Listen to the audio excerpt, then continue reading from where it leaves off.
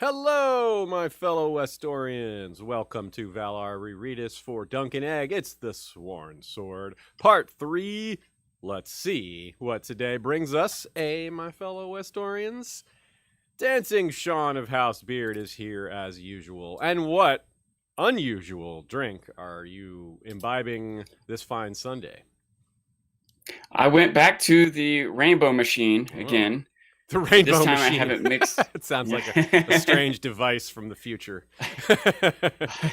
Funny story, by the way. I told Rita there's a couple things we need to get from the grocery store: cat litter, some blueberry muffins, a rainbow machine. She's like, "Haha, rainbow machine. That's funny." No, seriously, a rainbow machine. Everyone likes that joke. Anyway, we also I also added the blue voltage Mountain Dew and a kiwi strawberry sparkling ice. Wow. Fancy. So, Ashaya and I watched the movie Barb and Star. What is it called? Go to Vista Del Mar? Yeah, Barb and Star go to Vista Del Mar. And the villain drinks a suicide very early in the movie, which, Oh, nice. Of course, if you aren't aware, for those of you out there, it's when you go to a drink machine, the fountain drink, and you get a little bit of everything. Whatever they have, you get, you fill your drink up. So it's just maximizing the mixture. And I think of you, Sean, when whenever I see something like that. I remember when I was young, 3rd grade maybe, and I went to like an art camp, like a summer school thing, and some of the other I was like the youngest kid there, and some of the other kids were doing it. I was like, you can do that? Like, it blew my mind. And like, ever since. That's definitely the first time I experienced it at like swimming school, swimming lessons, not school. I didn't go to a swimming school, just, swim lessons in summer camp. And that's probably 6 years old. Yep. That's when most people discover Say, that. growing up in Hawaii, all the kids called it, and this is pretty terrible, but it is what we all called it, a kamikaze. Yeah, that's similar to a suicide. Yeah, it is similar. I just, when someone said suicide for the first time, I was like, what do you mean? You're like, oh, and then it clicked. You're like, kamikaze suicide. Okay. Yeah. That is kind of a rough naming convention. But hey, yeah.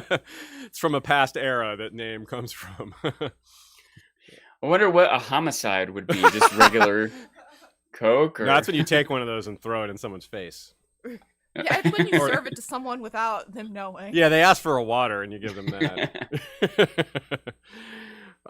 Speaking of drinks, I am doing the occasional thing I do, which is not drinking a coffee today during the stream. I wonder if anyone will be able to tell the difference. Last time I do it, I only do it every once in a while. Last time I didn't mention it. The time before that, a few people did mention that they could tell. I wasn't sure, but we'll see. Anyway, next week we'll have a slight variation. Sean is not available. We're going to wrap up the Sworn Sword with Jim McGeehan, our good friend, who is on from time to time. He was on fairly recently for Barristan in the Winds of Winter, and we're going to have some connected topics there, and we'll discuss some of the battle stuff. We'll do some nostalgia from our episode that we did with him long ago on the Redgrass Field. So that's very appropriate and fitting, and we'll talk some cool stuff there. We'll expand on his idea of the Sworn Sword as a Western.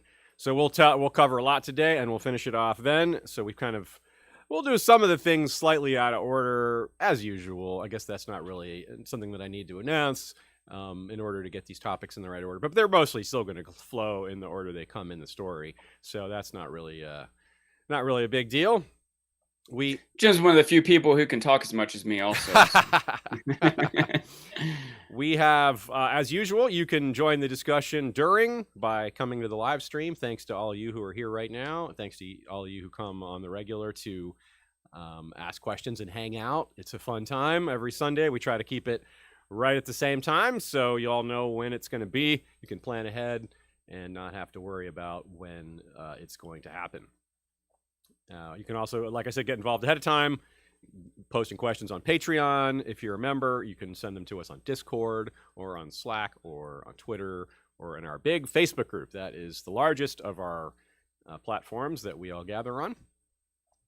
And thank you to our supporters. Like I said, patrons can ask questions, but also we appreciate your support financially. Without you, we would not be here. And during this time where there isn't a lack of new material, we especially appreciate your support because there's definitely a little less attention on the fandom than there would be, but that is to be expected. We do game streams every Friday. We didn't do one this past Friday because it was Ashea's birthday. Yay! Happy name day to Ashea. Yeah, we had some good dessert. We did have some very good dessert. Yes, we did. And let's see. Yeah, as for those game streams, if you haven't checked them out, they're pretty fun. Right now we're playing House Valarian. It's basically running through a dynasty, role-playing the characters and taking over. Like when the lord or lady dies, the heir takes over. You start playing that character. We have a regular group of people that hang out and watch. And the videos are on YouTube. They're not on podcast format because it's highly visual, of course. So those are every Friday at 6 Eastern. Most Fridays, that is. Not every Friday, but most of them. Anyway, let's get going. Sean, a couple of things. You have some notes here at the beginning. That would be some things that you didn't get to bring up earlier. Maybe let's start with that. Yeah, there's a couple things that either I passed over or thought of after the fact that I wanted to squeeze in, especially if I'm not going to be here for the last episode on this book. One was, I wonder how things, and this could go a lot of different ways to think about this, but I was specifically thinking about it as Eustace came up with a plan to send Dunk to treat with Rohan. What if Dunk hadn't been there? Yeah. How would this have gone differently? Now, maybe you can back up and say, well, if Dunk hadn't been there, they wouldn't have investigated the dam. I don't think that's true, though. I think eventually that would have come to light. Up, yeah, most likely. Yeah, and so would Eustace have not thought to send someone to speak to Rohan? Would he have? Would Bennis have still tried to train troops? Would he have sent Bennis to talk to her? You can imagine a lot of different ways it would go, but I suspect two things. One, the people would have suffered. Yep. The commoners on Eustace's lands. Maybe they just leave. I guess maybe they, or maybe somehow Rohan just wins the land in some kind of conflict, so she takes over and takes care of those people. But at least in the short term, they're probably going to suffer. Yeah. The other is that Bennis might have pulled a Stefan and not only left Eustace's side, but joined Rohan's side. Yeah. He didn't want to be on the losing side. In this, here in the story, he ran away, but that's because he was the object of. Yeah. You're right. That's a good point. He might have just been like, well, I'm going to be on the winning side. Yeah. Another thing I started wondering about, too, was it his plan all along to grab what he could and run? Because it seemed like the plan was to go to battle, and at some level, like maybe he just wanted to go hurt somebody. Maybe he was just telling Eustace what he wanted to hear. But do you think he was conniving enough to have had this plan before Dunk went to face him on his own? I think he may have seen it develop and encouraged it. But I don't think he is clever enough to have plotted it too far in advance, but I think he's cunning enough to have realized the way the wind was blowing and realize, okay, they're not going to take me with. And once he saw that Eustace was riding with him, and he's like, how could this possibly go well? I think that was, his mixture of fear and lack of morals made his path somewhat clear, I guess. It's a good example of, if there had been a second Bennis, the second Bennis would have warned everyone that the first Bennis was going to do this, because you need someone who thinks like this. Like earlier, we pointed out that Bennis, the way Bennis thinks, is actually useful in like their sort of rough counsel situation where they're talking things out, because he's the one guy that isn't naive about how dirty and cunning people can be. The rest of them just kind of stand aloof from that, or just don't think that way. So they needed someone to be like, We've talked about that before. The idea that you tend to project yourself onto others, right? So an honest person might be more aghast when they find out someone that had lied to them. Yeah. Whereas a dishonest person might constantly be suspicious of whether or not people are telling them the truth. Yeah. Whether they're not going to be surprised in that, using your first example. Yeah. A dishonest person isn't going to be. They might be like faux surprised, act indignant, but they aren't going to be actually like, I can't believe you lied. I mean, it's not true. There are some people that are so narcissistic that they also, are critical. But you're right. Most people who are There are a lot of dishonest variables also. involved, Yeah. both from the personality side and the situation side, but it is a tendency to project how you would do things onto how or why other people would do Yeah, things. it's like that And old a saying, second hurt people, witness hurt could have people. warned them. Yeah. Mm-hmm. Uh, So let me clarify one thing here that's interesting, given your question, your what if question, which is that this is a bit of a standoff in part because if Eustace doesn't have an heir of his body, then the terms of the contract or the law is that Standfast reverts to the crown, not to cold mode. So so if she kills Eustace, she might lose the dam also, because, or at least lose something else, because she's no longer got a patsy as a neighbor, and she's got the crown, would own that land and give it to somebody else, and probably someone they're friends with, someone who's earned a favor. And in that sense, then you've got a loyalist nearby and someone, it's not quite so straightforward. In other words, if it was just as simple as kill Eustace and the problems are gone, she might have just done that. But that's part of why that's part of what makes this whole thing so interesting, is that Eustace can't just go after her, well, because of manpower, but also but for other reasons, because his lore, he has nothing to gain. Like, even if he did have more manpower, he couldn't legally take cold mode. It would be against the law. The crown would be like, dude, you can't just do that, and they would send an army, or they would order him to stop. It would come to a head one way or another. He wouldn't be able to just get away with that. But so it's part of what makes it so interesting. It's like a microcosm of a lot of the things we see in Game of Thrones on the large scale, where there's all these different conflicting interests that make direct action difficult or impossible. Because if I push button A, then this it has 3 different effects, only one of which I actually want, and then I have to cover these other 2 problems. So it's awesome. It's one of the great things about this story is the way George has levered it or layered it, so that one person can't just run in there with a sword and get what they want. Did you have anything else on that, or did you have some other questions? So some of those things that you mentioned, Aaron, a lot of this whole thing also remind me that I wanted to point out the Learned Hands podcast, which is there are 2 lawyers who pick different topics in the Song of Ice and Fire world and discuss them from a legal perspective. If it had gone to the courts, or what laws do we know about this world, how would they apply, etc. And they cover this episode. You could see there would be a lot on legal analysis of this topic of water rights and such. Let me think. What was the other thing I was going to say? Okay, the other one maybe isn't quite as involved, but just an observation. When they cross the stream, when they're heading over to treat with Rohan, and they emerge on the other side dripping wet, it's just a really good contrast, from the dry drought Eustace side, and now they're soaking in water when they come out on Rohan's side. It's like it's very much like this realm is has what doing it well, it's got thriving or whatever. It's got plenty, or at least enough. The excess is just flowing around him. So this next one, it was sort of specific point that I was thinking about, but it opens up some other questions. And I see that Nina's made some notes.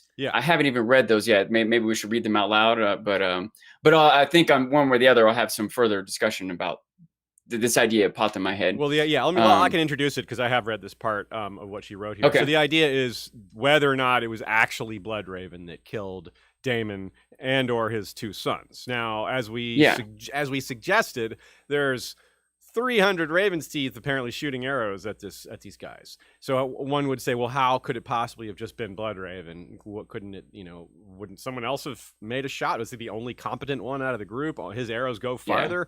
And Nina writes that it says a white arrow was, killed Daemon. Now that did Eustace actually see this arrow? Is he just saying that because it's an assumption because he knows Bloodraven uses white arrows? That's part of what makes this difficult, is we don't actually know that he witnessed the white arrow. That might just be a story.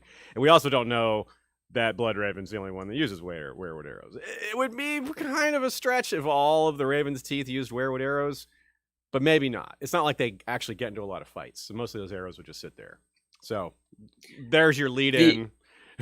Yeah. Go for it. Yeah, we had talked about this a little bit in the past. I was thinking the idea that if you kill someone in war, it's not quite the same as like assassinating them or killing them to get their throne, killing your older brother. It's a little different. If he ordered troops to attack and so on, this is not quite the same as kinslaying. Now, maybe even if in battle he stabbed him in the heart with a dagger, then maybe that is the same stigma of kinslaying. And if we knew for sure it was his arrow that killed him, then you could say that with certainty. Yeah. But there's some ambiguity about it, right? Yeah, that's what we're saying. definitely.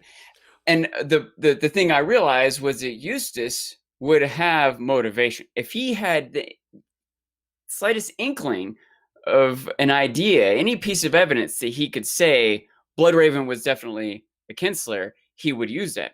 But he didn't. He tells his story. He's a very biased party, and he tells his story, and he doesn't have that clarification. And I think he said specifically white arrows were raining down from the sky, which made it sound to me like all the raven's teeth were firing white arrows. Maybe they were fletched with white feathers. Yeah. Maybe they were werewood arrows.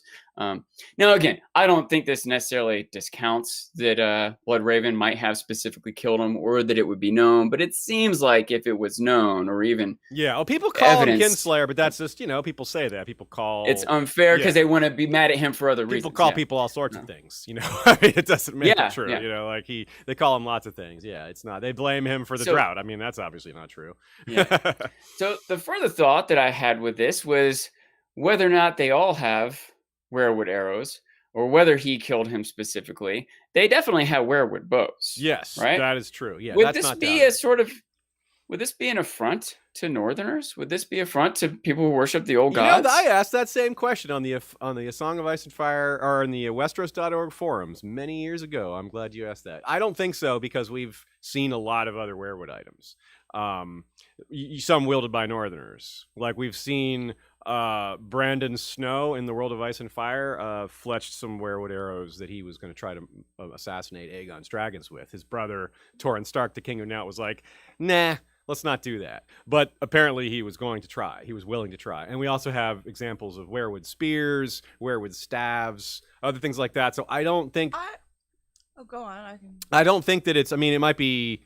If they cut down a tree to do that, then that would be bad. But I think if you're just like taking branches and... You know what I mean? Like that. Yeah. It seems like that's okay, given that we see it elsewhere. But I'm not 100% sure. There's a room for...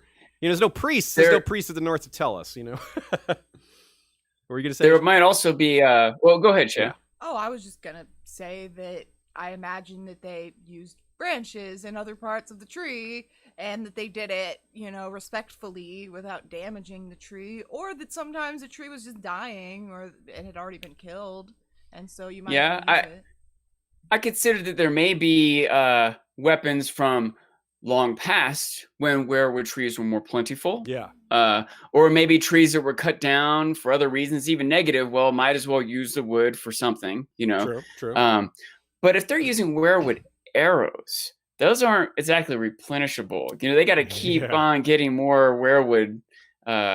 Maybe they retrieve all the arrows. I don't know. That's why I made the point about they don't actually get into fights that often. It's mostly a time of peace, so they would mostly just have them, and they probably wouldn't practice with them. Maybe they would, because shooting at an archery butt, you're not that likely to break them. But yeah, it's a good question for sure. It's interesting. I wonder about that too. For example, if this story had happened much later, well, we know that, for example, after the next story, right, the castle is taken down. They take down the Butterwell Castle, and there's apparently werewood used in some of the wood, some of the beams. And maybe not. Maybe I'm thinking of a different castle, but that's a good example of like where werewood could come from that wasn't from a cut down tree. Like it was cut down. Like I mean, you sort of alluded to that possibility, like it was taken from an alternate source that was first cut down by someone, and then they repurposed it. But yeah, no, it is a good question. Where do they get their werewood? That's the kind of thing that George likes us to ask and wants us to, it's like Aragorn's tax policy. Where do the werewood arrows come from? Who's selling these werewood? Yeah. Branches. Good point. Yeah, right. Where are they coming from? I guess also to clarify, though, part of my question is there wasn't any that you know of particular disgruntledness of the North against Bloodraven? Was there any conflict, or do we have a lot of information about this time period? No, we don't honestly know how the North felt about him. They probably weren't big fans, but they might have. It's hard, yeah. We don't have a lot of direct opinions. Here's a couple of reasons why it could go one way or the other. One reason they might not be happy with him is, well, if he's a kinslayer, if they believe that, that's definitely not bad, because the North takes that even more seriously than South. South takes it seriously, but the North takes it even more so. Second of all, they might, because of the stories about him using magic and stuff like that, that wouldn't go over super well either, but not necessarily worse than in the South. Him being his heritage helps a little bit because he's Blackwood, and the Blackwoods are worshippers of the old gods, so that's a plus.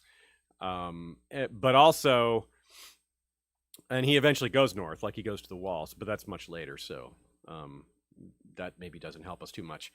But he's although he goes to the wall, so the Northerners didn't hate him that much. Yeah, like they didn't kill him, the other people on the wall didn't just like kill him on sight or whatever. But also although he had a team of guards coming with him, yeah, that's so true. They might not. It would be hard to do that. You're right. They also are just, a lot of people would be scared of him. But the final point is the issue of Dagon Greyjoy, which that's something we barely talked about. I plan, if we have time, we're going to talk about that more with Jim. The military aspect of that and how that all works. He and I have talked about that before, but Bloodraven is doing a poor job of managing that. Like, he didn't send any help to go get Dagon, and Dagon was really beating up on the North and the West and kind of embarrassing them. Now, maybe the North is like, we don't want his help. We should take care of this ourselves. On the other hand, they lost they'd lost several lords in a short span of time. I think 2 of them to Dagon, if not just 1. But basically, he wreaking havoc. And that's supposed to be the king's and the hand's job to deal with stuff like that. So that would cause some dislike, potentially. But that had come up. By the way, I mentioned that I try to read the comments in the chat of these videos. Yeah. And I think at least a couple people had mentioned things along that line. Is that the North is supposed to take care of that themselves. That's not necessarily the king's responsibility. That's their lands.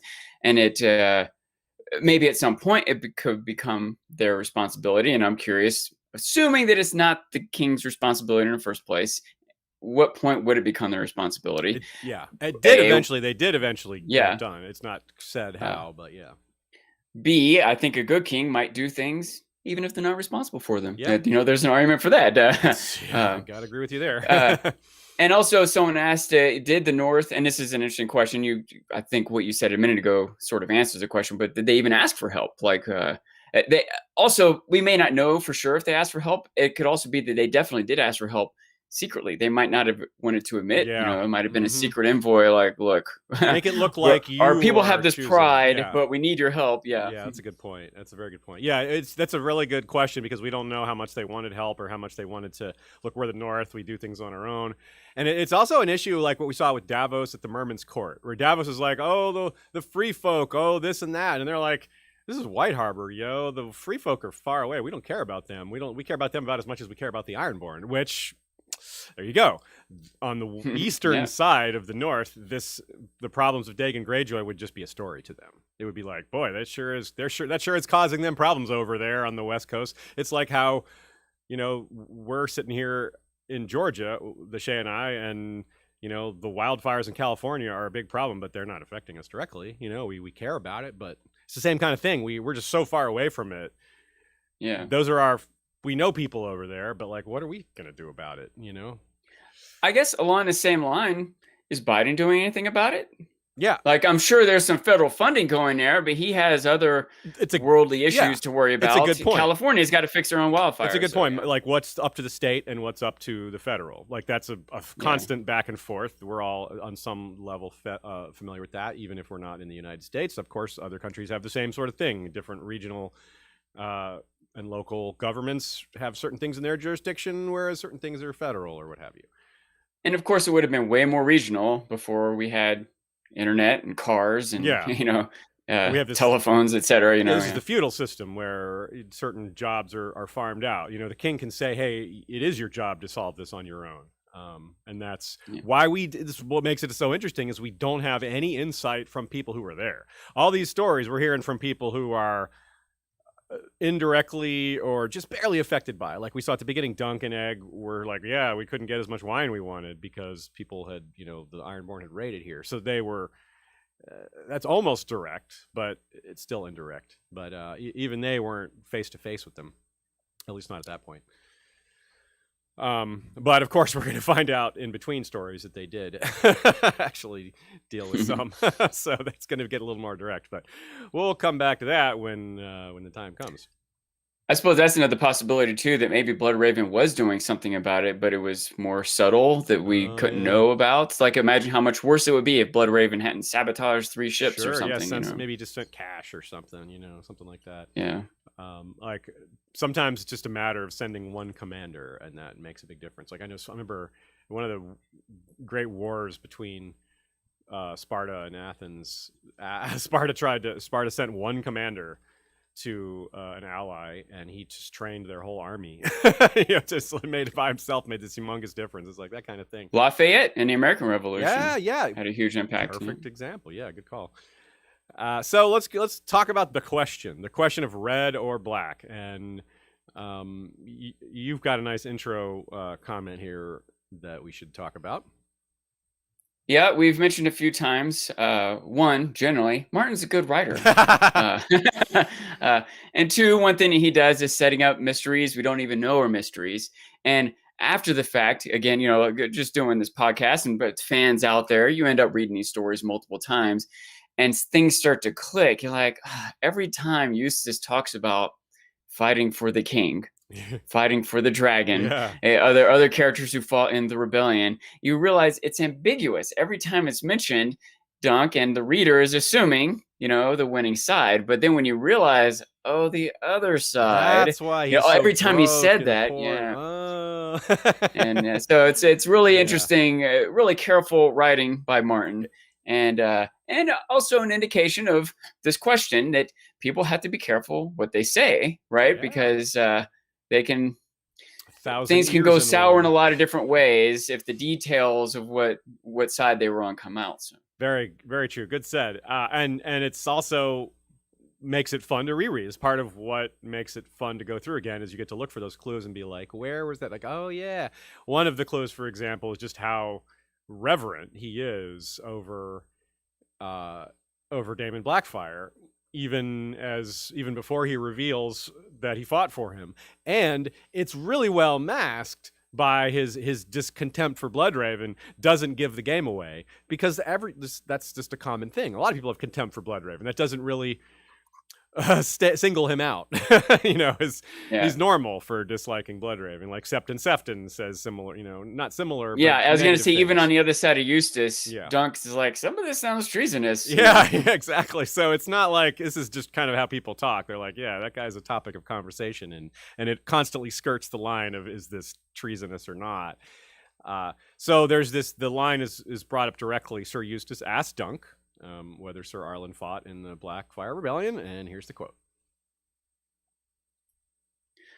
Was he for the black or the red? Red or black was a dangerous question, even now. Since the days of Aegon the Conqueror, the arms of House Targaryen had borne a 3-headed dragon, red on black.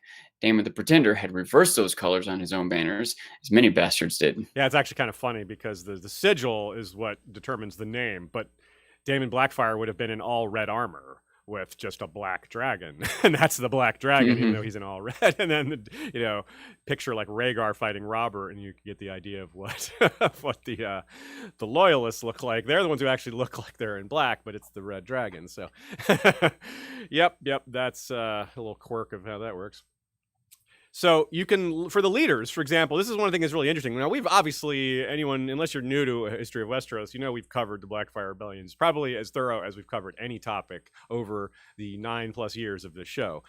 But it's very different looking at it from the ground level with someone who was not a higher up. And that's one of the things that makes Eustace really interesting. Now, he is a biased source, but there's certain things that we know for sure because they're corroborated and his decision making is not a part of this, other than on his own, like whether he runs away or not, things like that.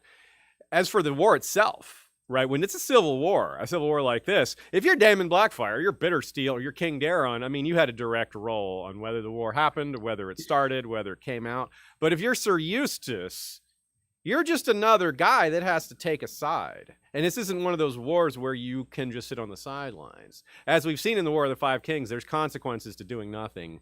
And some people get away with it, certainly. Eustace might have gotten away with doing nothing, just sitting there and doing nothing. But obviously, a guy with his background, his family tradition, neutrality really just not on the table for a martial tradition house like his. And really, given the way he idolizes this man, the way he looks at it, it's kind of hard to see him going a different direction. Yeah, it doesn't sound like he would have angled for neutrality anyway. No, he doesn't seem like the kind of a sit on the sidelines kind of guy. I mean, the big problem here in this whole story is the conflict that builds because he won't back down, right? Like he doesn't have a compromising attitude in the first place. Like fighting, to him, fighting is a good thing. Glory, it's an opportunity for glory. It's one of his purposes in life, that his house has existed for so long. They're a martial house, defending the borders, emphasizing glory and martial prowess. Yeah, like you don't sit on the sidelines when you're like that. It's also neat to see how this is the Blackfire Rebellion, where we usually think of the Blackfire rebellions. But hey, it's only been one to this point. This is where we're at. And Nina writes, it's interesting to consider the social aftermath. There's the battle aftermath, which is a significant thing we're going to talk about as well. But just this is 15 years later, and just the rudeness of that question. You wonder, well, you may not wonder, there's certainly a lot of history on that, say, using the U.S. again as an example after the Civil War here.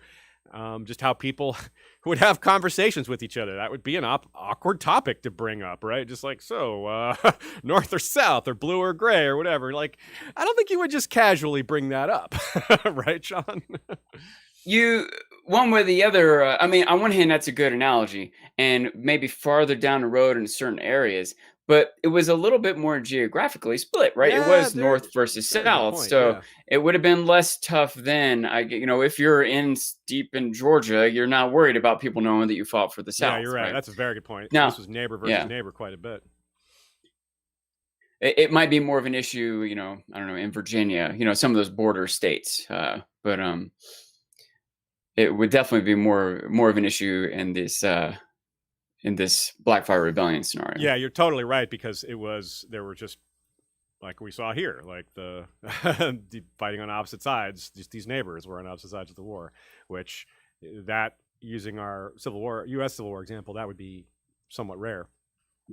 What might be in certain ways similar would be maybe supporting the Communist Party, like the blacklisted, the McCarthy hearings, stuff like that. That might be people who have to be careful what they say, or the Vietnam War, being against the Vietnam War, George was a conscientious objector. Remember that? Yeah, we mentioned that story last time.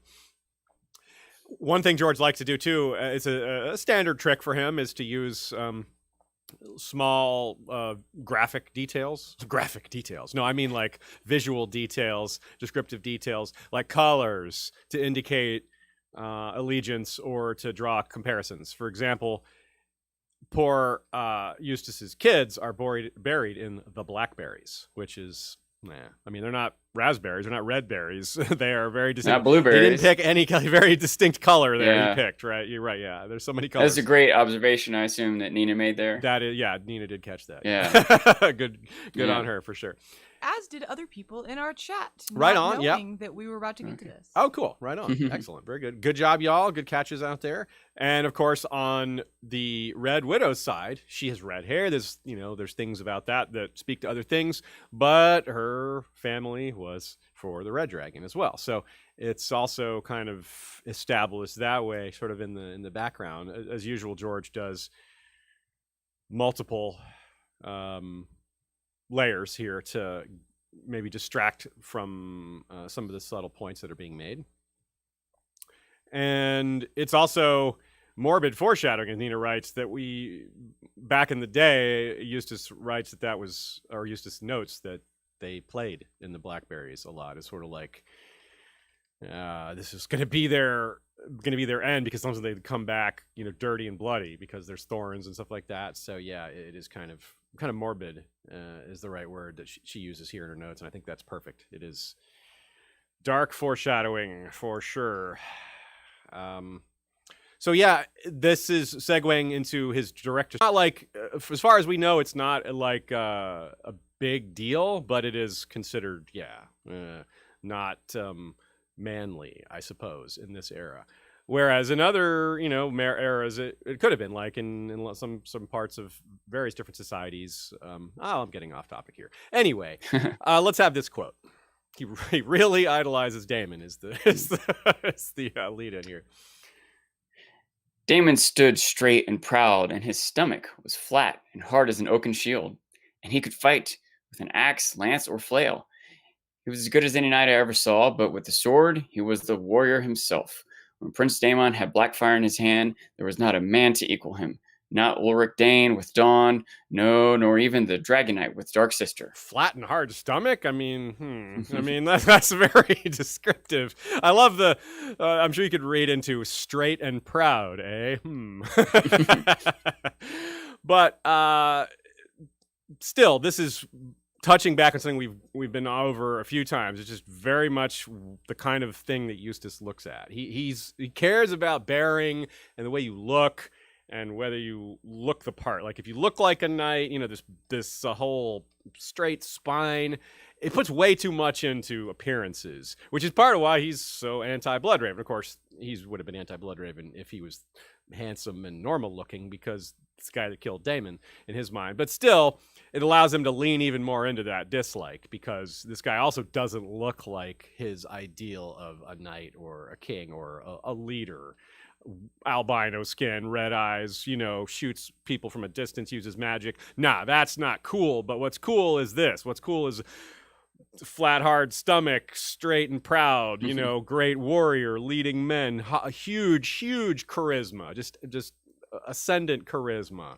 And that, I did kind of want to mention the way this works out in ancient Greece, because this was a debate back then. Like, the Spartans didn't think men should have relationships, physical relationships, but they did absolutely believe that men should love each other, and that it was important. Camaraderie and male love was important. But they divided it into physical and non-physical, whereas like the Athenians thought it was good, and like they were kind of in the middle, and the Thebans, who founded the Sacred Band, which was a group of warriors that were paired lovers, they leaned into it really hardcore. So it is a thing, like in battle, and this like camaraderie of warriorhood and all that. But it's not embraced in the same way as a relationship. It's embraced more of a ideal rather than a connection. Different aspects of it are valued here in this particular setting. But it's very much a form of love or ideation or something, whatever term you want to use. He loved Daemon, right? Like, I think that's a fair way to land on it. Would you agree? Yeah, I think so. Right. Yeah. Now here's a controversial point. Arguably, he feels the loss of Daemon more than he feels the loss of his sons. I think he arguably has more wistfulness over Daemon's death, more pain over that than over his own sons. And here's part of the evidence for that, is that he's bitter about all these things, and he talks about how it was all over, and how when Daemon died, everything becomes a blur. His descriptions of the battle are a lot more detailed until Daemon's death, and then it becomes kind of chaotic, and maybe he ran away, and that's part of, he doesn't want to say that, but it's not quite clear on what he did at that point. But it is pretty clear that his sons were already dead by that point. So it's not like things went bad and then his sons were killed, so it was worse. No, it was his sons were already dead, but it didn't truly go bad for him until Daemon died. And that's really telling. Do you interpret it that way? Do you have a different look on that, or is this kind of a new idea for you? What do you think about that? It's a new idea for me. As I'm thinking about it, it's one. It might be that he kind of like you just said. Sometimes we can like separate emotions or ideals. We can compartmentalize things. That he might think of his sons as a certain type of loss or connection or whatever that isn't what he's going to share with Dunk. Yeah. Does that make sense? Or the world. That's more of a private thing. Like it clearly matters. He goes to those blackberries to honor them, if you will. True. Now that said, that still might be that the love for his sons was, I don't know quite how to say this, more out of duty or tradition, I guess, than out of genuine. I don't know quite how to say this, but like you have this instinct to love your child, right? They haven't really earned it, if you will. You know what I mean? They're just a baby and you love. They've earned it in a sort of an evolutionary way. Yeah. Eventually they'll learn it when they grow and learn and love you back and everything. But Daemon earned it by actions, things that he could. Now, maybe his sons also earned it. They weren't like infants when they died. So, you know. And I guess you could say also they, given their traditions, dying in battle is the best way to die. But dying in a battle they lost, that's a lot more tragic. If they had won the battle, those sons, you know, he'd still be sad, but it would be, they died for like the best cause he could imagine, which that would take some of the sting away, I guess. It would help. And let's say that he was more hurt by Daemon's death than his sons. It doesn't mean he wasn't hurt by his son's death. Of course not. So yeah. There's a lot of angles to take on this, I guess. Yeah. Like another thought too is like, and again, this might be a little cold, but in some ways, Eustace and lords, I guess, people, can be cold. He can have more sons. There can't be another Blackfire. Well, in his mind, there can't be another Blackfire rebellion. There can't be another Daemon. There can't be another opportunity for him to win back his house's glory. But he can have more sons. Now he never does. I don't know. There again, it's an interesting thing to contemplate. He might have been thinking it's hard to really know enough. Yeah, he might have been thinking at the time, or back in his head, he was 15 years younger during the rebellion, so he could have been. Yeah, absolutely. That's a good point. And as well, he knows that kind of in the back of his mind, he knows that it's not over as long as Daemon's alive. But once Daemon's dead, it just, everything changes. The whole point is gone. Not only is this man that he idolized, but their whole cause is doomed as well. And then he's fearing for his own life, perhaps, which is maybe, as I said, that might be something he doesn't want to bring up. But people ran away. Like Bittersteel did his mad charge, returned the route, attacked Bloodraven, got back the sword, got back Blackfire, which was really important. Then he ran down south to collect Daemon's younger children and flee overseas. So there's two different regrets Eustace has. One, that he didn't die with his sons on the field and his king. He could have died with, because he mentions that too. It's not just his sons. He's like, I could have died with Daemon as well. Or he should have kept the fight up by going with Bittersteel, which means he definitely wasn't part of that charge. So he was probably running away because almost everyone was at that point, except for on his side. So that's definitely not something he's going to be eager to talk about, running away. But there's another subtle line that happened that I appreciated that might fit a little bit here too. Okay.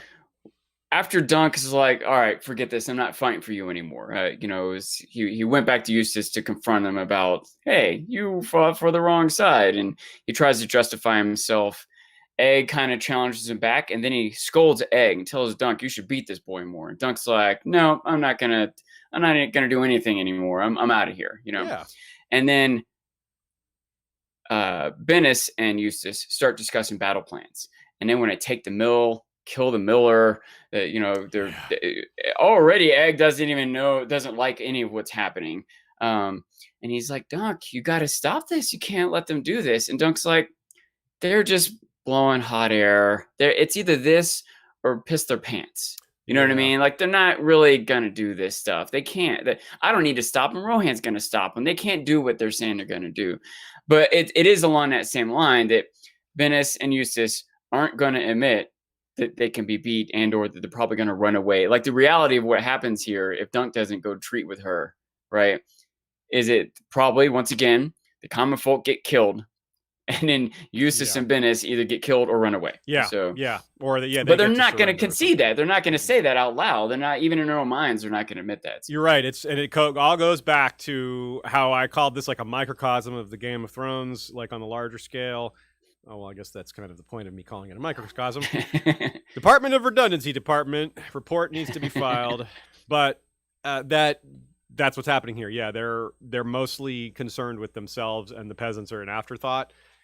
When these high lords play their Game of Thrones, it's the innocents who suffer. It definitely comes back to that. That's one of the many things that makes this a mini version of that.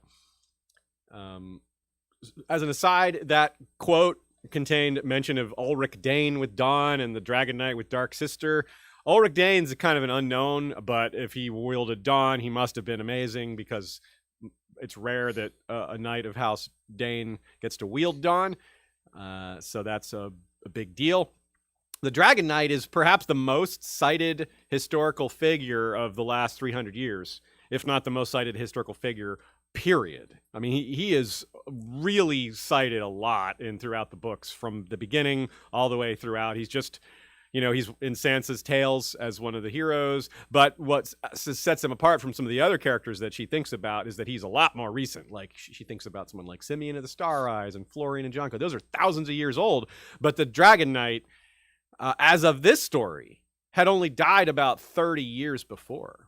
So he died around 180, 179 maybe, 178 the earliest, I would guess. And this is 210. So yeah, he was brother to Aegon the Unworthy, which is Daemon's father. So the Dragon Knight was related to Daemon Blackfyre, of course. They're all connected. And it's just little things like that reinforcing appearances. Daemon's appearance, we talked about how that big a deal that is. And then on the other side, George is very careful to talk about have Eustace drop a line on how he thinks Egg looks foolish with that straw hat, because he's just so concerned with appearances. And that leads to his really kind of bitter descriptions of the king and the type of man he was, meaning Daeron. And a lot of these things, it's kind of funny to us, they sound like positive traits, but to Eustace, they're like, bah. He was Daeron the Good. The moniker is well earned. To be sure, the guy made plenty of mistakes. There's plenty of criticisms that we could level at him, and in fact, we do in our episode on him. And it is fair to say that he may have lacked certain leadership qualities, but his dedication to peace, it's like the Green Gray saying, peace is the pearl beyond price. In this context, it means you can put up with plenty if it means ending centuries-long cycles of violence, right? You can put up with a lot if you accomplish that. On the other hand, this peace-loving king did oversee one of the biggest civil wars in history, and it's pretty hard to say that it's not his fault to some degree. You can't be king for 20-some, at the time he had been king for about 8 years. No, more than that. Was it 8 years? It was 14 years. Yeah, 14 years before the rebellion. So he was king for a while. You could definitely put some of it on him. Like, he could have stopped it from happening, right? From the point of view of justice, the rebellion lies at the feet of the instigators. No doubt, right? Like, Daemon Blackfyre rebelled. He's the prime guy. But from a policy standpoint, as in what you want from your leaders, it happened on Daeron's watch. You got to blame him somewhat for allowing it to get this bad, for it happening. Kind of, like Aerys. Like, Aerys did a lot of awful things to make a civil war happen. You can much more directly point a finger at him. It's not like that with Daeron, but you can blame him for maybe not doing enough, right? It's a fine line to walk, right? Like, how much is his fault? How much is legitimate grievances? How much is just Westeros being full of crappy people that like to fight? But if blame is just not that simple. People want to point at something and blame it, and a lot of times you can point at someone or something that is at fault, but it's not the only thing. It might even be the primary thing, and there's just a million billion ways this can go, and it happens constantly in a Game of Thrones or this world of A Song of Ice and Fire, but in the real world too. And it's a legal issue. Like, think even aside from the legal issue, but like, say a drunk driver hits someone and kills him, but the person they killed wasn't wearing a seatbelt. Well, if the drunk driver hadn't killed them, hadn't hit them, but also if they'd been wearing a seatbelt, so whose fault was it? at least partly both of their faults, Or you know. what if you were, eating a bowl of cereal? perhaps? So, but Eustace, so we can argue, or not argue, we're not arguing, we could debate about where blame may or may not lie, and I think I would agree with you that we would never fully arrive at a solid conclusion, a quantifiable one, certainly not. But there's certain things that Eustace says that I just 100% disagree with. Like, I do not care that Daemon has a flatter stomach than Daeron. That is not relevant to me one bit in terms of leadership, right? Like, being handsomer, I don't care. Like, having more sons, who cares? Like, having a few sons in this context, given monarchy and civil wars can break out without sons, okay, that does maybe matter a little bit. But having 7 versus 4, I don't care about that. 7 sons versus 4, he's more of a man. Nah, please. Being better with a sword in particular, I really don't care about that. There's definitely important qualities. Like, I do care about being good at with a sword in other contexts. But in this context, a ruler? Nah, you're not a wise policymaker. You're not, when you're like, what makes a wise policymaker? Well, first, he's got to have a good sword. Like, what? He's got to learn how to use it. Like, what? Who's good at administration? Well, the swordsman. Now, those guys, when I'm looking for someone good with math, someone good at understanding finances, I go to the practice yard and see who's the best. Right? Like, that doesn't make any sense. Yeah. So you might be able to make some argument that in this time period, given that you need to rally strength or whatever, yes. that maybe, but even if you argued it's the primary, it's still one of many things and probably not the primary. And let's just say it was. Let's just say theoretically that some 28-year-old young stud who proved himself in battle with his sword, now he's king, and 50 years later, when he's 78, does he still need to be good with a sword? Yeah, Is right. that still how you decide whether or not he's a good king? You know? Good point. Yeah. And that it's very much an example of Robert, unparalleled warrior, right? Like, he was charismatic. Like, Robert's a fantastic example for Daemon Blackfire, except that Robert won. But we can imagine that. I don't know that Daemon would have been a bad king. I don't know that he would have turned into an alcoholic and, an abuser. I don't know any of those things at all, but it wouldn't be super surprising either. It wouldn't be surprising if he had been not a good king, even if it was a completely different kind of bad king, But Robert really is a great example of someone who's a fantastic warrior, full of charisma, the kind of thing you're saying that it really does help to have those things in battle. Baelor Breakspear, that's one of the things that worked well for Daeron. Like, yeah, Daemon Daeron didn't have that, but his eldest son, the one set to inherit the throne, did have all those qualities. So, so here's Eustace's explanation when Egg queries him. He's like, why did you choose Daemon? Yeah, I do real quick. I want to throw out, it is, I even though there's a million problems with Eustace, I appreciate that George didn't make him just this pure antagonistic bad guy. He wasn't being totally greedy about what side he fought on. He wasn't just doing it to win castles or whatever. He had this belief in the leader. Yeah. And Egg asked him, why, if you weren't doing it for your castles, why did you do it? And Eustace says, you asked me why? Because Daemon was the better man. The old king saw it too. He gave the sword to Daemon. Blackfire, the sword of Aegon the Conqueror, the blade that every Targaryen king had wielded since the conquest, he put that sword in Daemon's hand the day he knighted him. A boy of 12. That is impressive. A boy of 12, but yeah. But still. Everything I just said is still. I still don't think I'm trying to give Eustace some credit for not being purely selfish, but it goes back to this martial traditional mentality that he has of he's a better man because he got the sword. Yeah, he was worthy of the sword. It's still not really the best reason to follow a leader. Yeah, yeah, exactly. If you're following him into battle, make Daemon your battle commander. Heck yeah, that's awesome. He's perfectly suited for that. First of all, by the way, how dare he call the old king Aegon IV? The old king is Jaehaerys I, the conciliator. But never mind that. He's referring to Aegon IV, who, as we've said many times, is arguably the absolute worst of all time. Arguably worse than Aerys, arguably worse than Maegor. He's in that stratosphere of top 3 or bottom 3. And has a strong claim to being the actual number 1 worst. So this is the judgment you're falling back on here, Eustace? This guy's the old king saw it too. That guy, his opinion is who you're justifying this over? That seems to tank your argument in my mind if it wasn't already kind of a bad argument. I mean, imagine choosing our leaders based on marksmanship or mixed martial arts or whatever, like whatever the modern. Yeah, or imagine choosing our leaders based on their first sons. Yeah. Like, oh wait, we did. You won the gold medal in archery. Your son should be king. Only your first son and not your daughter. Yeah, right. Like, it is all pretty Good silly. Not that there aren't plenty of silly ways with how we do things now, but Yeah. Anyway, I think we're doing better. I think we're doing better than we used to. I think so. Yeah, it's an improvement. I wonder how much Duncan knew of all this history, because after Eustace makes this argument, Dunk's like, "All right, we're done here." Yeah, yeah. You're right, because he says he was 3 or 4 when this rebellion happened, so most of it is just things that he grew up under this cultural shadow of this event that happened when he was too young to understand it.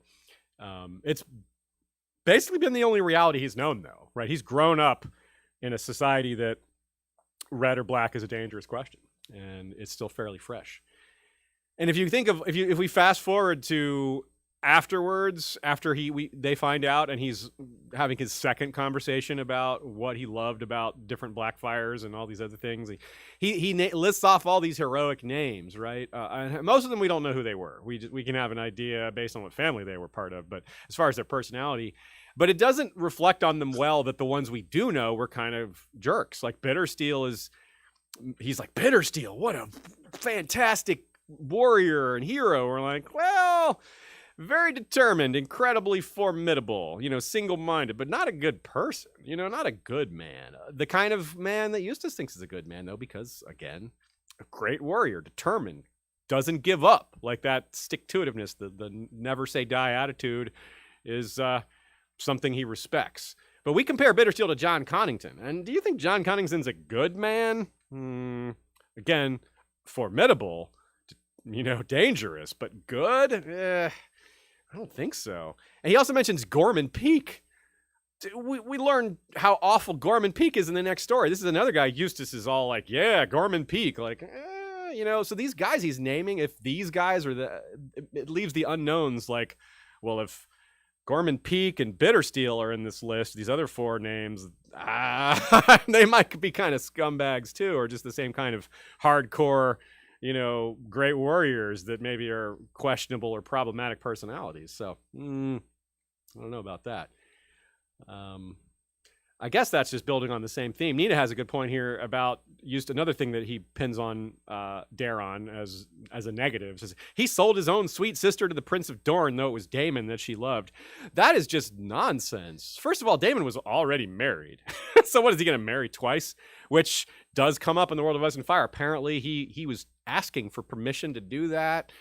And I mean, this isn't selling his own sweet sister to the Prince of Dorne. This is just like any other king marrying one of his relatives to make a political marriage. And I mean, he built the water gardens for this Daenerys, guy turned out to be a good prince. Yeah, it wasn't a bad marriage at all. Yeah, there's no evidence whatsoever that Daenerys was sad over not getting to marry Daemon Blackfire. Daemon Blackfire may have been a little bitter, but again, the war broke out 7 years later, so it definitely wasn't like the immediate trigger. So, yeah, it's we got to be careful taking what these guys say at face value, because it's just a good example of just how biased Eustace is. And here's what I was saying before. Here's another quote. Doesn't this sound like a good thing to you, fellow historians, Ashea, Sean? Let's read the quote and see what we think. Sean. You're muted. Sorry about that. You can know a man by his friends, Egg. Daron surrounded himself with maesters, septons, and singers. Always there were women whispering in his ear, and his court was full of Dornishmen. Yeah, I remember when I read this, even the first time, I'm like, well, that sounds good. What's wrong with that? If you can always know by a man by his friends, well, that sounds like he has good friends. I mean, yeah. Like, what's wrong with women whispering in his ear? What's wrong with Dornishmen? I mean, singers maybe aren't great for policy. That's right up there with swordsmen. Like, they're not, septons, they're not, maybe. Some of them are okay. Maesters, though, that's good. Like, maesters, knowledge, yes. Knowledge of how droughts and water and sanitation and health and medicine, so many valuable things. Like, that one by itself is like, you damn well better have maesters at your court. I still think, by the way, if you could choose, all right, which one of these people do you want to be in your court? Mike Tyson or Beyonce? Beyonce, right? Like, Beyonce, yeah. She has more leadership qualities, yes. If you're looking to start a pot farm, then maybe go to Mike Tyson, you know. Or if you're trying to like do an expo, do a like a you know, Is a that a documentary on thing? face tattoos. Yeah, Mike Tyson is a pot farmer now. Oh, how cool. Yeah, he's a Okay. big pot business. That must be what the reference was in The Simpsons. They had the Mike Tyson character. Oh, okay. Tatum. Dredrick Tatum. Yeah, Yeah, Dredrick Tatum started a pot company. yeah. He's Okay. Mike Tyson's life is pretty interesting. Love him or hate him, or somewhere in between.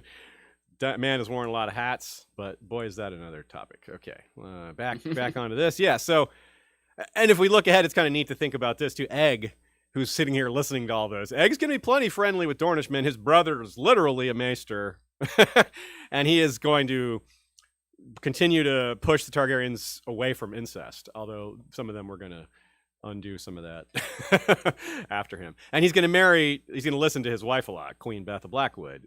You know, that's a woman whispering in his ear. Of course, whispering in his ear makes it sound like they're, you know, they're conniving. or Yeah, good choice of word there. manipulating. Yeah. But it is what Eustace would think. He wouldn't consider that they actually have valuable opinions. Yeah, because they can't be warriors, so how can they be good people? How can they be, you know, they're not. How can they help you? Right, Yeah. that's his attitude, which is. What do they know about human nature or Yeah. It's these kind of things that make it like, damn, this guy is like, you really understand why these traditions that he's attached to need to die. You're like, yeah, your way of life does kind of need to go or change dramatically. This is not a good tradition. It probably had its place back in the day when the world was tougher. I mean, it's as Rohan says with her sarcasm at that point, she's like, what does he think this is, the age of heroes where you can pay a blood price, you know? Yeah, he kind of, maybe that's going a little far back, but he is living in the past. He's nostalgic and all that. Yeah. You know what sucks though is as you phase him out, now you get Roose Bolton and Tywin Lannister and Robert Baratheon. Like it doesn't get that much better. Point, you know, yeah. At least these. You need to get a little farther, progress a little farther past this. Yeah, Eustace at least isn't like torturing people in his basement. That's a good point. That's a big. You could definitely be a lot worse. Yeah. And there's also the whole attitude of birth, right? This is an aspect of the Blackfire rebellions that we didn't really mention that much. It's and even Eustace doesn't mention it that much. Maybe it's not that important to him, but the rumor, and it is a rumor almost certainly, started by his own father because he didn't like his son because Daeron the Good was so much different than Aegon the Unworthy. The false rumors about Daeron not actually being Aegon's son. So he could, you know, pass the throne on to someone else. But that didn't work out because Aemon the Dragon Knight was like, no, my sister did not cheat. And I will fight anyone who says otherwise. And well, good thing he's so legendary and unstoppable because someone did challenge him. And well, Aemon won, and that was that. So trial by combat. And, you know, one of the good sides of trial by combat is that when you win, well, it's kind of a nonsense justification for winning, but it does work. You know, people are like, well, the god said, all right, then. So that really helps solidify Daeron as the actual son of Aegon, which, by the way, I love pointing this out. This is in like one of Jon's first chapters, this stuff about Daemon and Daeron. And well, Daemon isn't mentioned by name, but Daeron and Aemon the Dragon Knight and whether or not this cheating happened. So it's way like in Jon's, you know, it's like, so Jon's chapter, you say, and it's Aemon Targaryen who's telling the story because that's who Aemon is named for. He's named for the Dragon Knight. So once again, all the dots connect so nicely across many timelines, and it's just awesome. Yeah. And another indicator of how much George had mapped out before he even started the first bits of the story. Yeah, you know? I mean, people say the whole gardener architect paradigm of writing. George is certainly a gardener, but that doesn't mean he didn't do some architecting, you know. Yeah. He was just I think I read somewhere he said something like, you know, you planted tomatoes, like, you know something about your garden at the beginning, you know. You might not have a whole plan mapped out, but you know that you put carrot seeds and tomatoes in there. They might grow different directions or bigger or smaller, but you know what you planted. So Yeah. So here's a quick bit on the cloak. This is it's fun that we just talked about Jon, because this calls to mind another very early Jon moment. I actually think it might be his first chapter, but Eustace giving Dunk an Osgrey cloak, Nina writes, is maybe like groundwork for the white cloak that Dunk is going to get from Egg a long time from now. And the cloak is white wool, even though it's dyed, but still, it's cool. And Egg talks about how he wants to be in the King's Guard one day. And that, of course, isn't a Jon thing. That's a Bran thing, but it sets up the comparison to Jon here nicely. We got a pair of quotes for y'all. First of all, this is Egg, or Dunk responding to Egg. let's see. I'm not sure where you are, Aziz. Okay. Is this, that's a noble thing? That's a noble thing, but when you're older, you may find you'd sooner have a girl than a white cloak. Which, compared to Okay. what Benjen says to Jon very early in the Game of Thrones. I am ready to swear your oath. You're a boy of 14, Benjen said. Not a man, not yet. Until you've known a woman, you cannot understand what you would be giving up. So that's funny because later in this episode, we're going to talk about romance and Dunk, flirting with Rohan and vice versa. And Dunk is going to have a lot of ancestors or descendants. So he clearly is going to know what he's giving up when he takes the King's Guard. He's like, boy, I need to slow down. I've got like up to 12 kids out there. That's enough. Yeah. No mas. This reminded me of another question I had. I wonder if there was any clues to Dunk at one point. I think it was in this book when he's thinking about where they're going to go next with Egg, or maybe it's someone else. Anyway, he thought about the idea. One day I'll go to the wall and maybe find some tall man that maybe he's my dad. Dunk's reflecting on his fatherhood. Yeah, it might have also been when he was talking to Egg about, hey, I'm probably a bastard. Don't talk too poorly of bastards. I'm probably one, right? Yeah. And he wonders if maybe he might find his bastard dad at the wall. Well, he does go to the wall to escort Aemon and Bloodraven there many years from now, but we don't know what he may have gone at some other point before then. But do we know of any tall person at the wall that might be in that time period that could be a candidate for Dunk's father? Well, at that time period, we don't know anyone at the wall at that time period, but we do know someone at the wall at the start of A Storm of Swords who wasn't born at the wall, but is probably Dunk's descendant, which is Small Paul, because the line is Small Paul, thick as a castle wall, which of course Dunk is called thick as a castle wall. I think 20 total times, sometimes by himself, mostly by himself actually, but remembering, apparently it happened a lot when Sir Arlen was alive, but he meant it, kind of somewhat endearingly, yeah. So it's kind of an open question now. He also does go north before going to the wall, and he may go to the wall during that time because we know he goes to Winterfell. Whether he goes farther north to the wall is not clear. Decent chance he does because, well, if they're going all the way up there and he wanted to see it, why would it's like Tyrion? Like when else am I going to be up here? May as well do it, even though it's a lot farther to go. Yeah, I suspect you're right that they do go before that, but whether or not he finds his dad, that is, I got nothing at all. All we know is that he definitely has kids. Dunk himself. Okay, let's talk about the castle, the cold moat itself. Let's start with a quote. Cold Moat came as somewhat of a disappointment after all that Sir Eustace had said of it. Compared to Storm's End or Highgarden or other lordly seats that Dunk had seen, it was a modest castle. But it was a castle, not a fortified watchtower. Its crenellated outer walls stood 30 feet high, with towers at each corner, each one half again the size of Standfast. From every turret and spire, the black banners of Weber hung heavy, each emblazoned with a spotted spider upon a silvery web. So, as we saw, there's evidence it used to belong to the Osgreys, which is kind of maybe something George got from history. There's plenty of castles in the real world that have evidence of their prior owner, even now, or multiple owners. For example, Nina gives us an example. The Hampton Court, Henry VIII had divorced and tried to erase the memory of Catherine of Aragon and Anne Boleyn. But you, there are so many carvings of their sigils here and there and everywhere.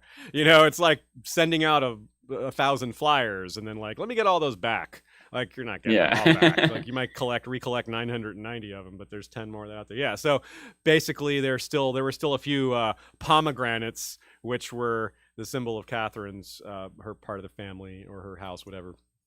And there were still initials of Henry and Anne with lovers' knots that were carved into a few sneaky places and other places. So it's just like, yeah, you can't erase that. Not only can you not erase the history of it, but like there's these physical evidence. And there's this lion there, what Dunk recognizes as a lion, but it's been worn down by wind and weather. Vaguely reminds me of Brienne seeing the worn dragon. It looks kind of like a dragon up in Crackclaw Point when she's being led around by Dick Crab, Nimble Dick. So it is a lot bigger than Standfast, even though it's not super impressive compared to other castles. It is, as you said in the quote, and you emphasized it, it's still a castle.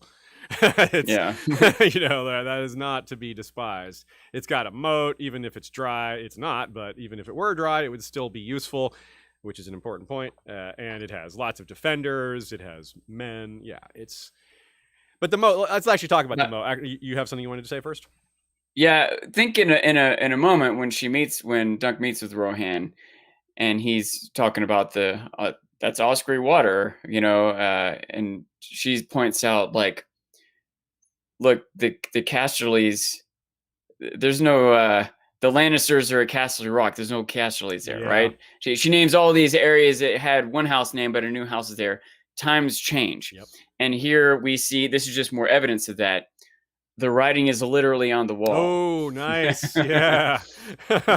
Well said. Good said. So let's talk about the moat, though. This is a great kind of conflict point, we could say, where it's like it's almost paranoid for her to think she needs the moat filled with water. But there are reasons for her to project strength at all times. So it's kind of a good example of where maybe she's going too far. Certainly she has a right to defend herself. Certainly she has to defend herself more so and project more strength because she's a woman in a misogynistic society. She has these restrictions placed on her directly beyond that. So she needs to be strong. But on the other hand, it's a drought. Like, no one's going to come attack her. It's almost like armies in winter. You just don't do it. You don't mass armies in winter because you can't feed them. It's the same thing. There's no way you could have an army of any decent size at this time during a drought. No one's going to be doing that, let alone the fact that the realm is at peace. Where is this army even going to come from, let alone how's it going to feed itself? So how much defense is she really sacrificing by not having water in that moat? From us as a human, and from a human perspective, we would say it hardly matters, given that water is needed to keep people from dying. So I'd say from a human perspective, this is very straightforward. She doesn't have a right to take that water because people need it to live, whereas she's in almost no danger at all. On the other hand, legally, that's a separate issue. Legally, I think she's right, technically, that the water is hers. I think she's on solid legal ground there. But, yeah. It's worth noting that one, that moat isn't her only defense. Yeah. Dunk points that out too, right? It's yeah. not like you're completely helpless if you don't have this moat filled with water. It's still a ditch. It's still useful, even empty. Yeah.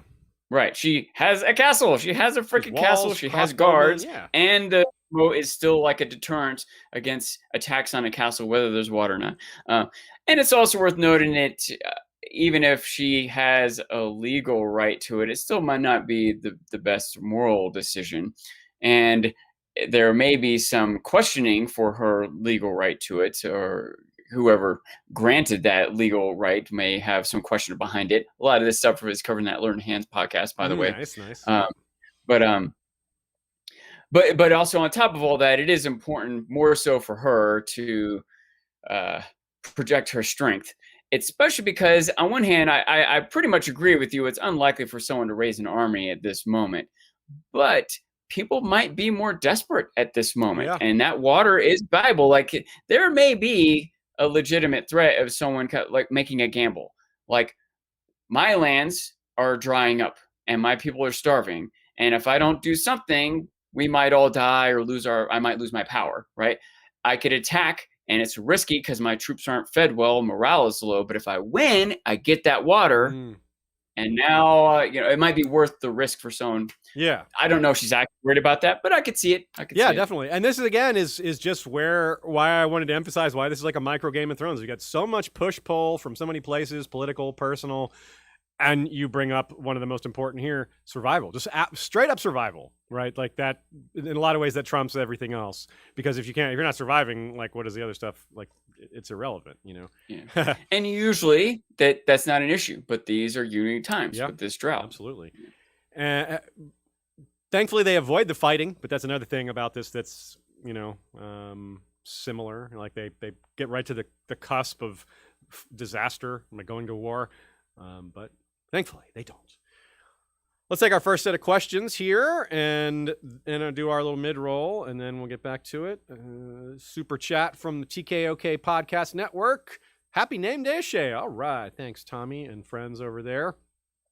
Always good to hear from them. Take a moment to say that their last guest was me talking about Fantastic Planet, and their next guest is Girls Gone Canon talking about Dazed and Confused. So join in. Yeah. Austin Flowers says werewoods don't sound like the ideal tree for bows. Something skinny and strong is best, like Shade of the Evening. Yeah, I guess maybe the wood is tougher than we think. I mean, it does slowly turn to stone, so maybe it's in that part way. When it's like 10% stone, it's really good.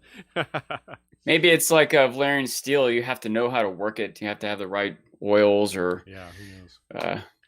Burning, heating process or whatever. One suggestion here, also from Austin Flowers, is that it comes from petrified weirwood from the Raven Tree's dead tree, which has been dead for a long time. And I said I don't think so, because I think all of that would be gone by now because it's not regrowing. So I think it has to be from a living weirwood. It's been dead for so long. Yeah, I kind of tend to agree with you there. Yeah, Raven Tree just wouldn't have a weirwood anymore. Yeah. Good question. Julie A says, any History of Westeros episodes on weirwood? I'm curious if it offers protection against White Walkers or other magical qualities. We do have 2 episodes on weirwoods. We have one more on the weirwood trees directly, and another that's just a sort of a tour through where all the weirwoods are throughout Westeros that we know. It's one of our earlier sets of episodes. 2014. 2014. It's part of our Religion and Magic series, which has 4 parts. It was before Fire and Blood, but honestly, we didn't get Fire and Blood weirwood didn't stuff in Fire and Blood, so it was before that, and I believe that's also before the World of Ice and Fire, which would be more significant. So neither has a lot of direct, obviously the World of Ice and Fire and Blood aren't deep into the mystery of the White Walkers because they're history books, and the Maesters don't know much about that at all. So I don't think it provides protection against White Walkers, because they seem to have a connection to the trees as well, but it might be a different sort of connection. I'm very curious about that.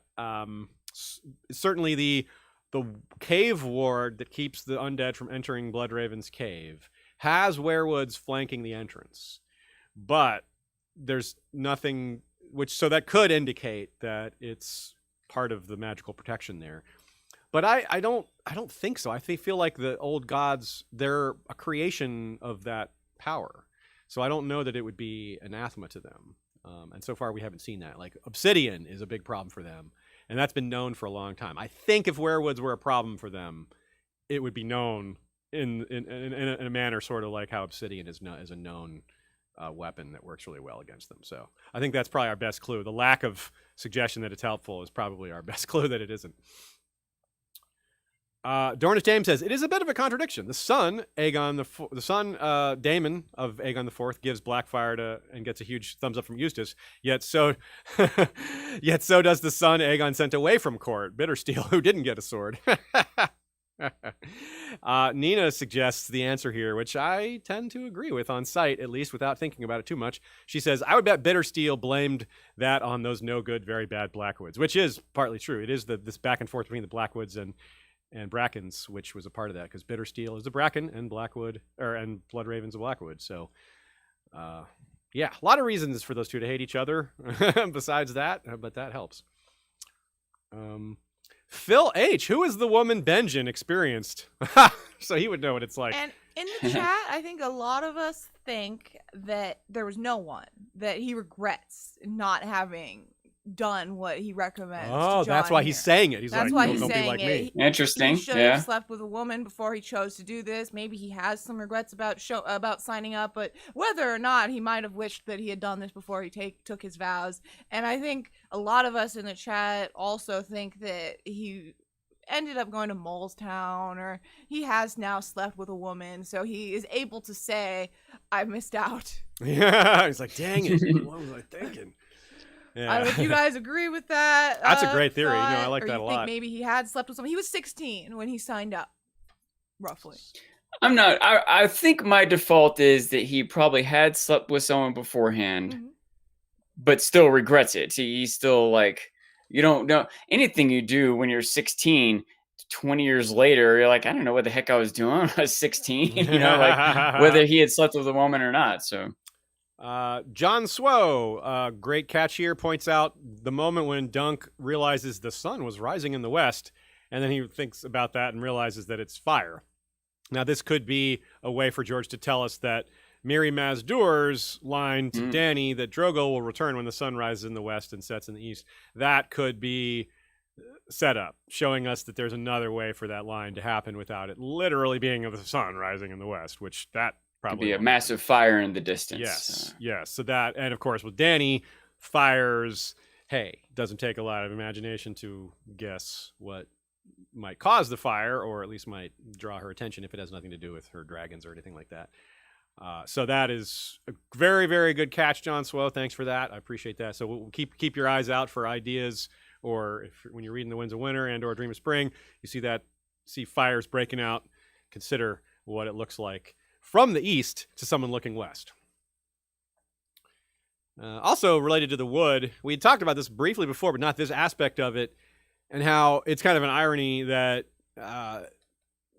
only the king and Osgraves can use that wood that was called Wat's wood. Nina points out that Wat is exclusively a peasant's name. We have never seen a lord or a knight named Wat. It is very much associated with low-born people, which is really like, so you have this wood named for a peasant, yet only the the highest born people can use it. Yep,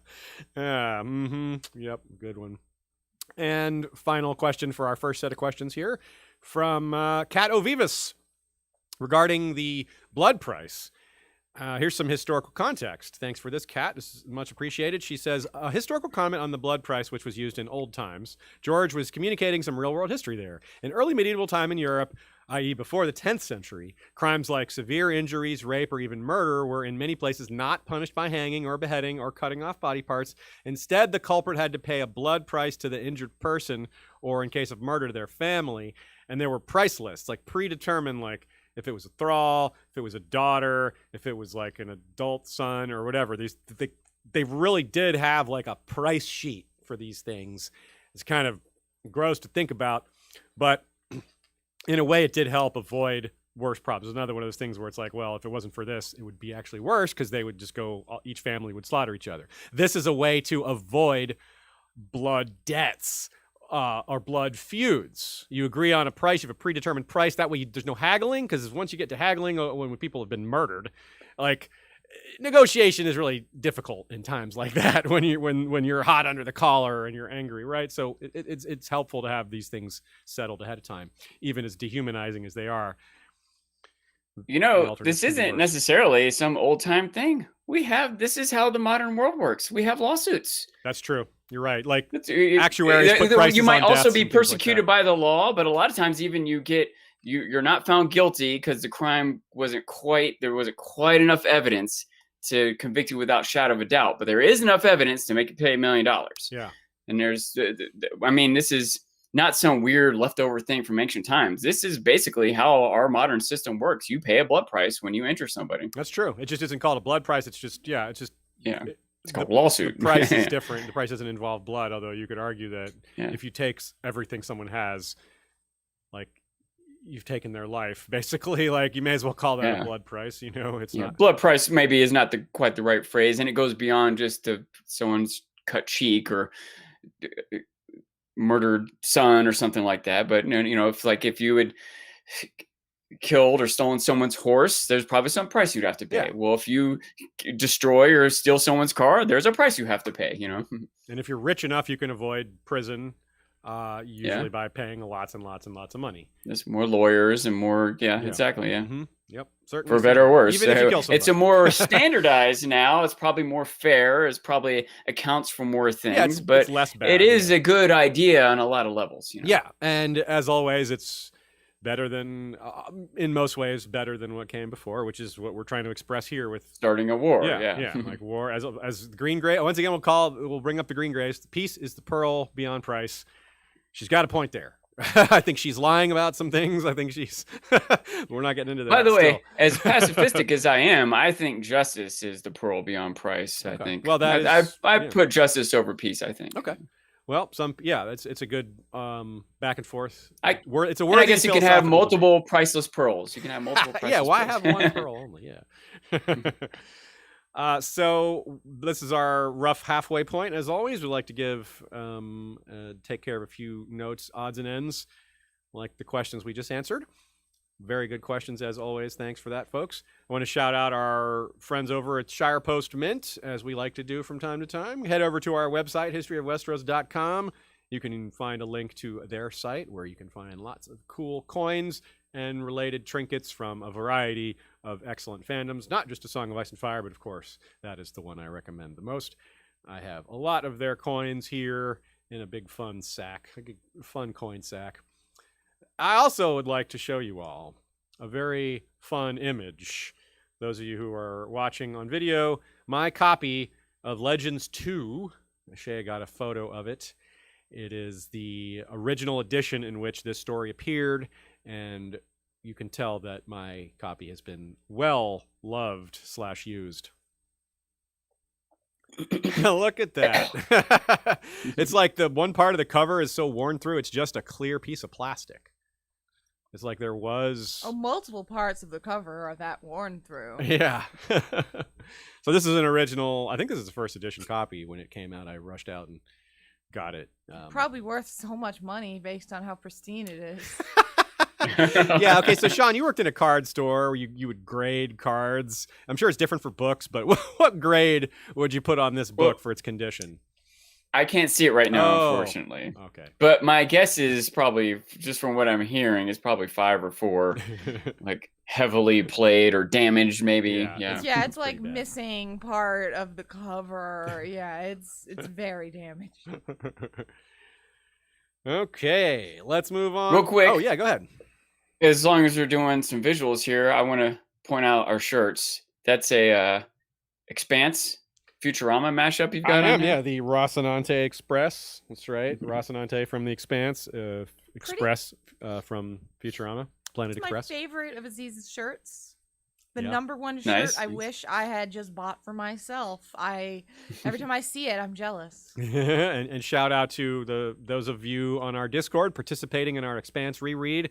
It is early August 2021, so if you're hearing this reasonably close to that time, get involved. We're only on book 2 right now, so it's not that far in. And also on the reread or read note, once they finish up that Expanse read, by the end of end of November, I think we will start a Wildcards read in Discord. A few of us are going to, so around December 1st, maybe. Yeah. So join the Discord if you want to get involved in Wildcards. Yeah. And Sean, what is on your shirt today? I can't see it. I wore this one sort of as a tribute to Dunk. It's a Jon Snow shirt, and he's in the John Travolta dance pose. It's Sunday Night Fever when Game of Thrones came on, and at the bottom it's Staying Alive as Jon Snow. But Dunk keeps staying alive too. Yes. Every book he's like at death's door, but keeps making it through. So he's got that hard head. It saved him a couple times. And, being 7 feet tall. All that. All right, let's go back to the story itself. Let's talk about the Septon. Sefton, what a great name. Very, very interesting character who is part info dump, part character study, and part maybe test.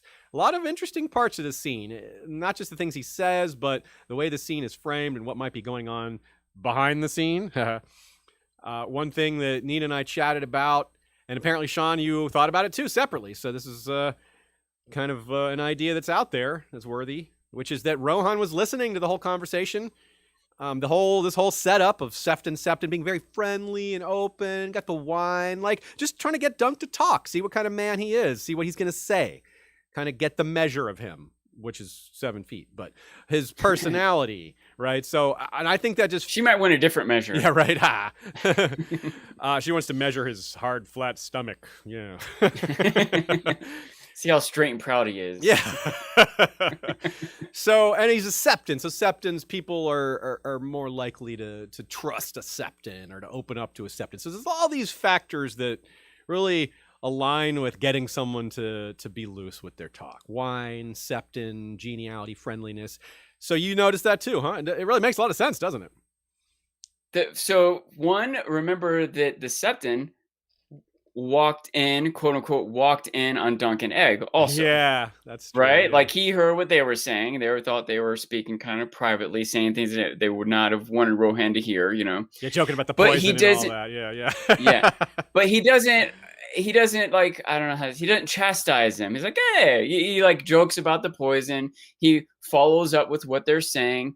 He engages with them. And on some level, this seems like he's spilling the beans. He's like giving away stuff Rohan might have wanted to keep secret. But even if she didn't specifically send him in there to say that stuff, she probably knew it. I think that she's some combination of trying to be fair. Like she knew she was going to spy on them, you know, so she wants them to get information. But it also strategically is good for her. It helps win him over to her side. Yeah. She suspects correctly that he has a lot of biased ideas about her. She's coming from Eustace. She knows what Eustace has told him. She wants him to know the truth of it. And it's a lot more helpful for someone else who establishes trustworthiness to give Dunk this information. Does that make sense? Yeah, Like it does. if she just walked in and said Eustace is the bad guy, like you know what I mean? But instead, Yeah. she slowly leads him to the truth Yes. through the trust that the Septon gives and gets from Dunk, the information that he gives, the information that she follows up with, and it even makes more sense when you think about how prepared she was. Yeah. She's like, bring out the document. She really kind of knew how all this was going to go. Yeah, and he's like, "Oh, she's you know how women are. She's probably choosing which gown." It's like, nah, yeah, like that's part of the delaying tactic. Like, no, that's just something you say. Yeah, it's the more we talk about it, the more I'm sold that that's exactly what's happening. It's also too if you pair it with what happens a bit later, where she basically tries to recruit him. It's like, well, if you put this in context with that, it's like, yeah, they're setting up to talk about how good she is. Because one of the things he says is, oh, she looks like she kind of likes you. You know, he's not saying like she's into you, like she's attracted to you, which also turns out to be true. But he was just saying, yeah, it's the lady likes you. Like she you know, that's a good start. You know, you're in like you started right foot forward, that kind of thing. She also makes sure to keep Longinch out of this. Yes, because she knows is like, I'll bring the Septon up. But like, no, just send him here. She does not want Longinch messing this up. Because she just saw what he did, and she's smart enough to realize, right? She's smart enough to realize what he was doing, and smart enough to realize he has a different agenda. Yeah, and she's smart enough to realize see the male ego at work behind there. Like she says, like he's never like you're the first person in a while that he's seen that wasn't taller, that you know that it wasn't shorter than him. So it was a potential threat. He needs to belittle you. Yeah. You know? But even aside from that, Longinch has a different agenda and is not going to let Rohan carefully, tactfully lead Dunk to the truth here. Yeah, and she knows that he has this other agenda because it's very clear that, as it's pointed out, that he was tasked with keeping unworthy suitors away from her, which she didn't really need that help, as it turns out. But he's basically keeping everyone away because he's like, I'm going to be the suitor. By keeping everyone away, I assure that it will be me. Now, that's, as we see, that doesn't work out. But it could have worked out. It's another one of these what ifs. If Dunk wasn't around, that's a very decent chance that's what would have happened. Other interesting thing about Septon was he's highborn. He's not like Septon Maribald. He's of House Staunton. That's one of the houses in the Crownlands. They hold Rook's Rest, which y'all might remember from the Dance of the Dragons. There's a very important battle there, and it's a chess reference almost certainly. I mean, Rook's Rest. There was a Howard Staunton who was a chess player, a famous chess player, and their sigil is, basically a checkerboard. So it's not exactly. I don't know if this is a theory, more like, okay, this is a chess reference. Yeah. To be clear, George really likes chess enough that he used to go to chess tournaments and help run them. So he's a big fan. Oh, yeah, it's there's even I more challenge you, George. Let it be known. Challenge has been issued. Yeah. So and also there was a Joffrey Staunton that served in the Kingsguard after the dance. So after Rook's Rest, and was took it on the chin, so to speak, from being used as a trap by Sir Criston Cole, and it didn't go well for the people of Rook's Rest. One of the things that makes Septon Sefton so compelling and interesting as a character is that he spent all his time in King's Landing. I mean, he's probably the most worldly person present in this story. Like, all that time at court, he's biased, but he's way less biased than Sir Eustace. Yet he still has negative things to say about Bloodraven. And we pointed this out earlier, but I mean, he expands on it. He names more names. He talks about King Aerys being just locked up in his library, just consulting scrolls all the time. His wife Aelenor, who's Aelenor Penrose, who has Targaryen blood. She's a cousin of the family. That's in the Crownlands house. She prays for kids, but Aerys doesn't come to her bed ever. The Raven's Teeth are kind of like the castle garrison, basically. He says that Brynden Rivers, Bloodraven, is putting all his friends and favorites in different positions. He says the new Grand Maester is steeped in sorcery, which, that, by the way, is a really interesting point. So we have the Maester, or the Grand Maester, the Hand, and the King, all deep into prophecy and sorcery. That is a super compelling note to consider when we realize that Bloodraven, not only his actions here could be used as lessons for Bran, but this prophecy track began and this far back, leading to events like Summerhall and where Bran is now. So it's super fascinating to think about all that, but it's also a humongous topic, not a small one. Can I make a small correction? I think you said that the Penroses, that Aelenor Penrose's family was from the Crownlands. Oh, it's Penrose of the Stormlands, isn't it? Stormlands. Okay, my bad. Which is just notable because they are Dornish marriages, and then they married into the Stormlands. So, oh, okay. Significant in it. Good correction. Thank you. Yep.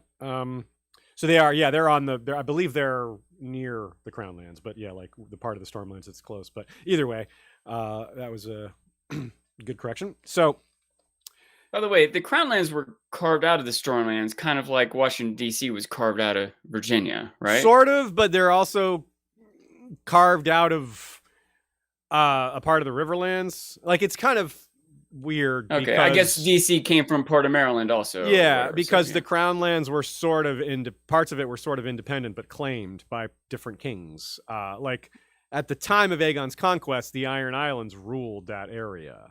But it wasn't the but it's clearly not the Iron Islands, right? It's just they had conquered it at that time. So yeah, these things are just what counts as the Stormlands and what doesn't isn't entirely consistent from era to era. So yeah, it's more of a guideline. So isn't that really fascinating? Thinking about Bloodraven as a harsh ruler, as a guy that whose attitude was similar to Joffrey in some ways, not like cruelty, but in the but in like the hardline way, like you kill all traitors or they'll just rise again. That kind of hardline stance, which even Tywin thinks is going too far. So like thinking about how that can interplay with the type of lessons Bran is taught and how to go forward. And is Bloodraven still like that? Or has he learned that kind of hardcore attitude isn't great policy? Or is that the kind of approach he's going to take towards this war against the others? That's maybe war isn't the right word. War for the Dawn. I guess it's pretty much the right word. It's a lot to think about, Sean, but how does this strike you conceptually at the very least? Yeah, it's a lot to think about. Yeah, and, it's a huge topic. When I was thinking about the idea that like even Tywin thinks that's going too far. Well, that's going too far. Yeah, right. I mean, well, for Tywin, it's not because he thinks it's too cruel. It's just that Tywin is he looks at the result. He's seen history. He's like, no, it Yeah. works better to allow them to surrender. Less people die. There's less Yeah. destruction. Less territory gets ravaged. He's not like it's not the ethical considerations. It's just bottom line that results. was part of my thoughts. Yeah, was Tywin probably wouldn't mind being that cold or ruthless or whatever, but he still is looking more at the bottom line. Yeah. And Bloodraven, is he gonna look at the bottom line? You know, ruthless or cold or whatever it is. It's Well, there's a lot to speculate on. This is where the personal and the political really overlap. Because with Tywin, we're just talking about Tywin's a good example where it's not that personal. I mean, it has been in some not to be clear. In some cases for Tywin, it's extremely personal. But just in this policy, it's not. But for Bloodraven, it may have been because he developed this policy about punishing or not punishing traitors against the Blackfires, who he has a bajillion personal feelings about. He hates Bittersteel. Right? Like he the way he behaves against them consistently throughout his career is a person who feels the whole thing very persononally, right? It's not just political. A couple things to other factors in here that might not occur to you right away. One is maybe a little bit more of a tangent, but there's certain things that it's hard to measure the impact of. Like one thing that makes humanity distinct from other animals is that we better get to build on the knowledge of prior generations. Yes. Books and now the internet, right? And it can catapult us forward once you get to a certain point very quickly, And another thing that's hard to think about the impacts of is just living longer. Having more lessons in your brain. Now, sometimes people are stubborn or you don't remember everything you've ever learned or whatever, but just living to 100 probably gives you a different perspective. Yeah. Right? Like anyone would probably have a different perspective on life, but someone like Bloodraven living to 100, who has been in a lot of unique positions through their life, has had a lot of world experience, and even has like these mystical connections added into everything. So I got to believe that even now at my age, a lot of who I was at 15, a lot of it is still there. But a lot of it is completely gone. A lot of who I am is completely new and different from what I was, 20 or 30 or whatever years ago. That's a good. So a lot of Bloodraven, whatever he is at 100, may still have some roots in what he was at 25 good or 35. Metaphor roots there, yeah.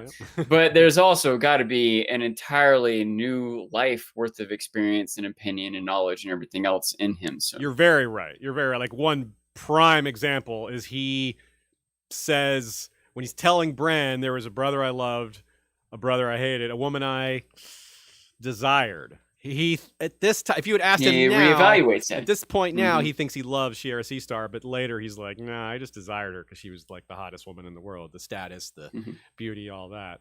So that's a perfect example of something that he looks at differently now in retrospect. He still hated, and he says, I hated Bittersteel. Maybe he probably still hates Bittersteel, but even that's probably.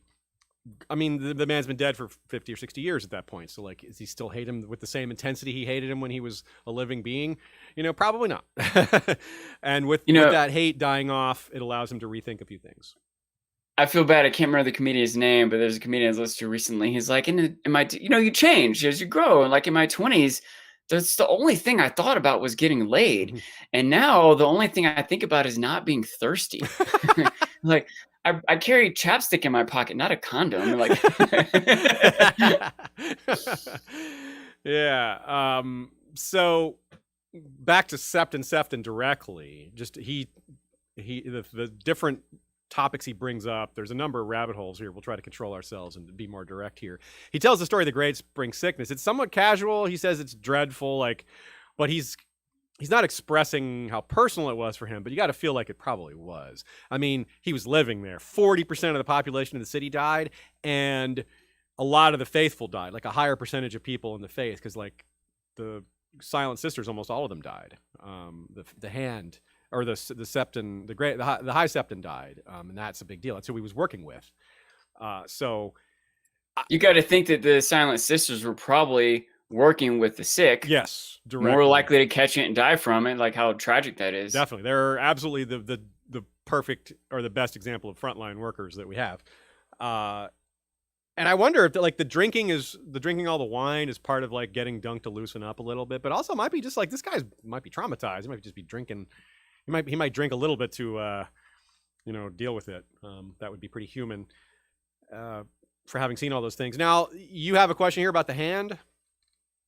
Yeah, I was wondering if we knew who that hand was that died, and I see that Nina responded with, "It's hard. It's possible the way he worded it that Valar was the hand." I pointed out. I said that Valar was the hand, but I can see that the way it's written, it's a comma. The way it can be read, Valar the hand, blah blah blah, who died, or it was Valar the hand who died. Yeah, so it's not clear. Is he naming a series of Yeah. people that died, or giving it an attachment to one of the people that died? Yeah. Either way, it's whoever was appointed right after Baelor, and it wasn't very long.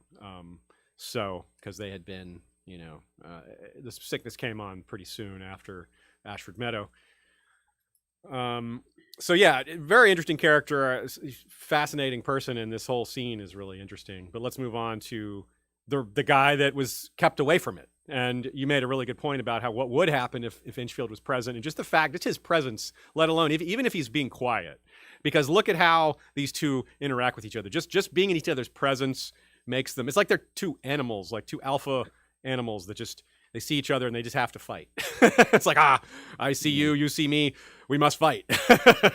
Someone's got to assert their dominance, almost like Rohan, right? Otherwise, you're going to get my food or my land or whatever. Yeah, it's very primal. So here's the first bit of the quote here.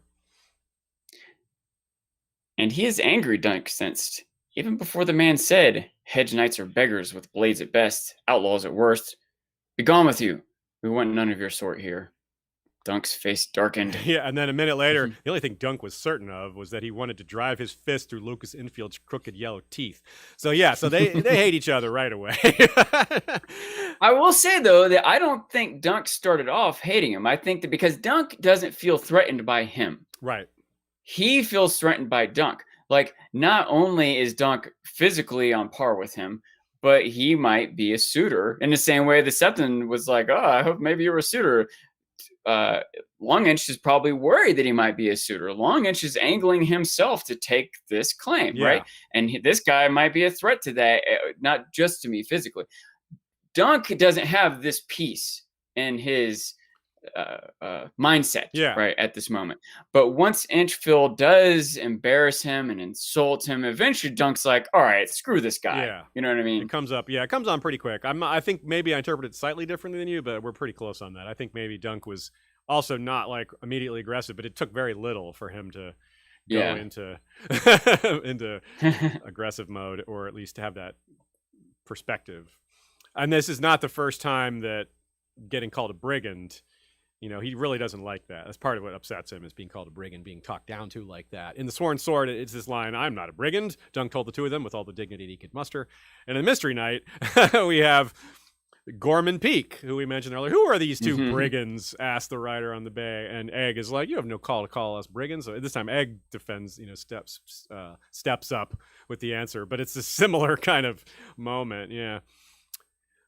Juliet says, "I like the through line of Inchfield from Dunk to Brienne. Dunk meets Lucas Inchfield when he goes to Coldmoat, then fights him in a stream, while Brienne met Owen Inchfield and Renly's host. Owen takes part in the bet to claim her maidenhead, and after he makes an advance and kisses her without permission, Brienne knocks him into a fire, pushes him over, and he lands in a fire. So knocked into a stream, knocked into a fire. Yeah, pretty cool. Nice little reversal there." And Lucas's prank is so lame. It's like, this is just, this isn't funny. I mean, I don't mean it's not funny because it's cruel. I just mean it isn't funny. Like, I'm one of the easiest people on the planet to get to laugh. Like, anyone who listens to my this podcast for a long time knows that I will laugh at my own jokes. And I will laugh at pretty much any other joke with very little prompting. O'Shea and I once went to a taping of a Netflix comedy show where... And I was thinking to myself, man, they are lucky to have me here, because I am what you want in the audience when you're a comedian. Like, you want lots of me in the audience. But this is just, I just don't, like, even if I was a cruel person, this is just, like, it's just not funny. It was also risky because it embarrassed her too. Yeah, right. That's true. Yeah, Rohan wasn't exactly happy about it. Although what Hellicent says later, I have in our funny moments. We'll get that at the end. And Dunk, of course, he's very gallant about it. He says, I'll read the first part here. He says, "It was not her doing. The mistake was mine." "You lie most gallantly. I know it was Sir Lucas. He's a man of cruel humors, and you offended him on sight. How? How? Dunk said, puzzled. I never did him any harm. She smiled and said that made him wish she were plainer. She smiled. I saw you standing with him.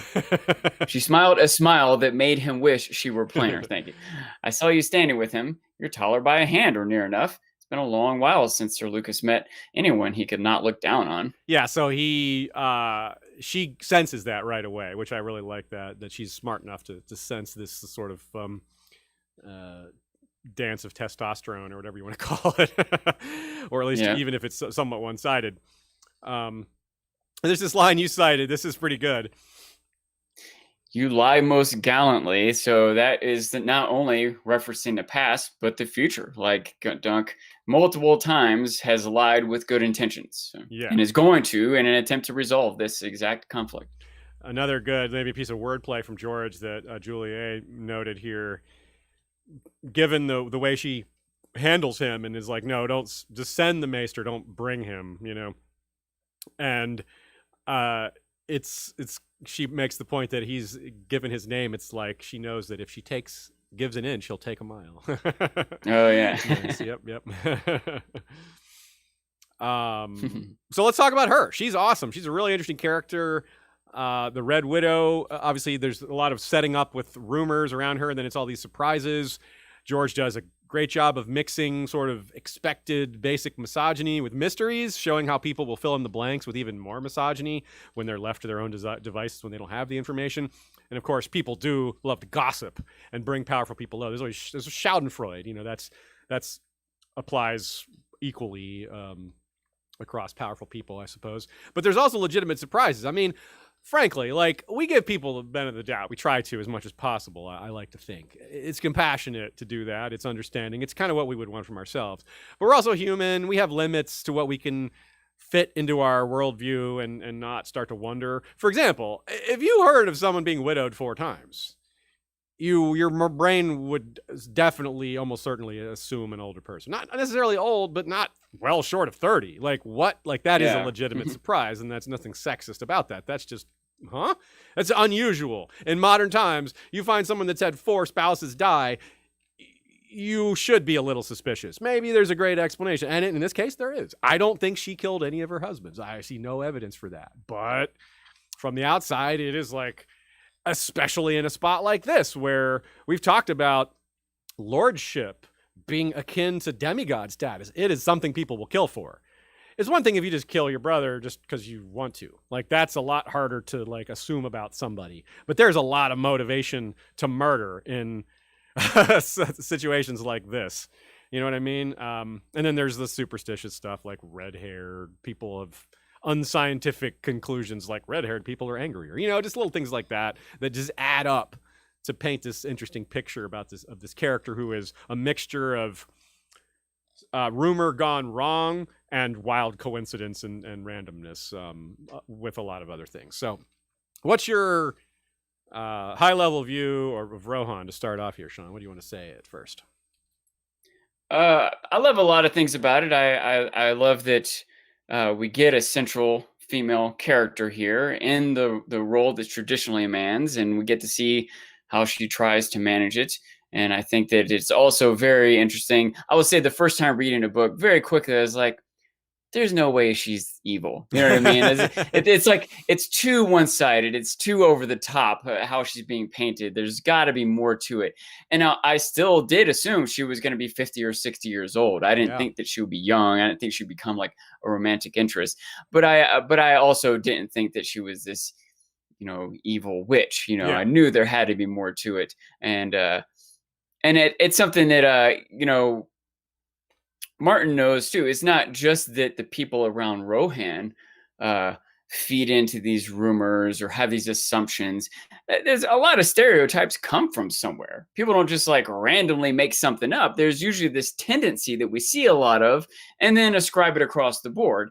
And sometimes it's even safe or good to do that. Like if you eat broccoli and don't like it, well, later on you might have had raw broccoli and now someone wants to give you like broccoli and cream soup, you know what I mean? Well, you might like that, but you decided already, I don't like broccoli. I can see sometimes why you can save some time or heartache by basing a future decision on a past experience. But a lot of times you can be very unfair or limit yourself or whatever else. And as readers, I think we do this as we read about Rohan. We do the same thing that the people in this fictional community do, make these assumptions about her. So do we.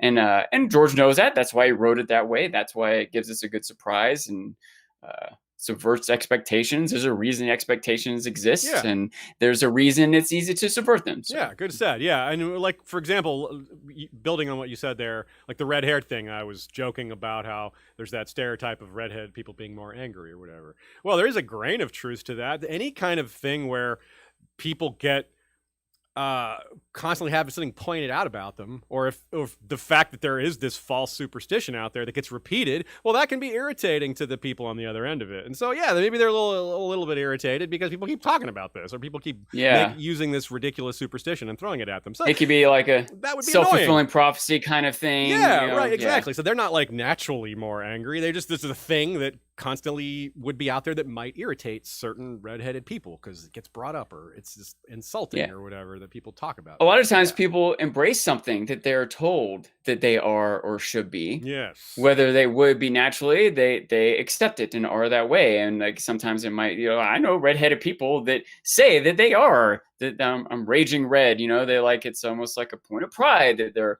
angrier because they're red. Maybe it's justification for their bad temper, Yeah. And you see people do that with things like, I don't know, horoscopes or whatever, that I was born in January, so I'm, or fickle or whatever. So you decide I am fickle, or you justify your fickleness because someone told you that's what you were. I don't know.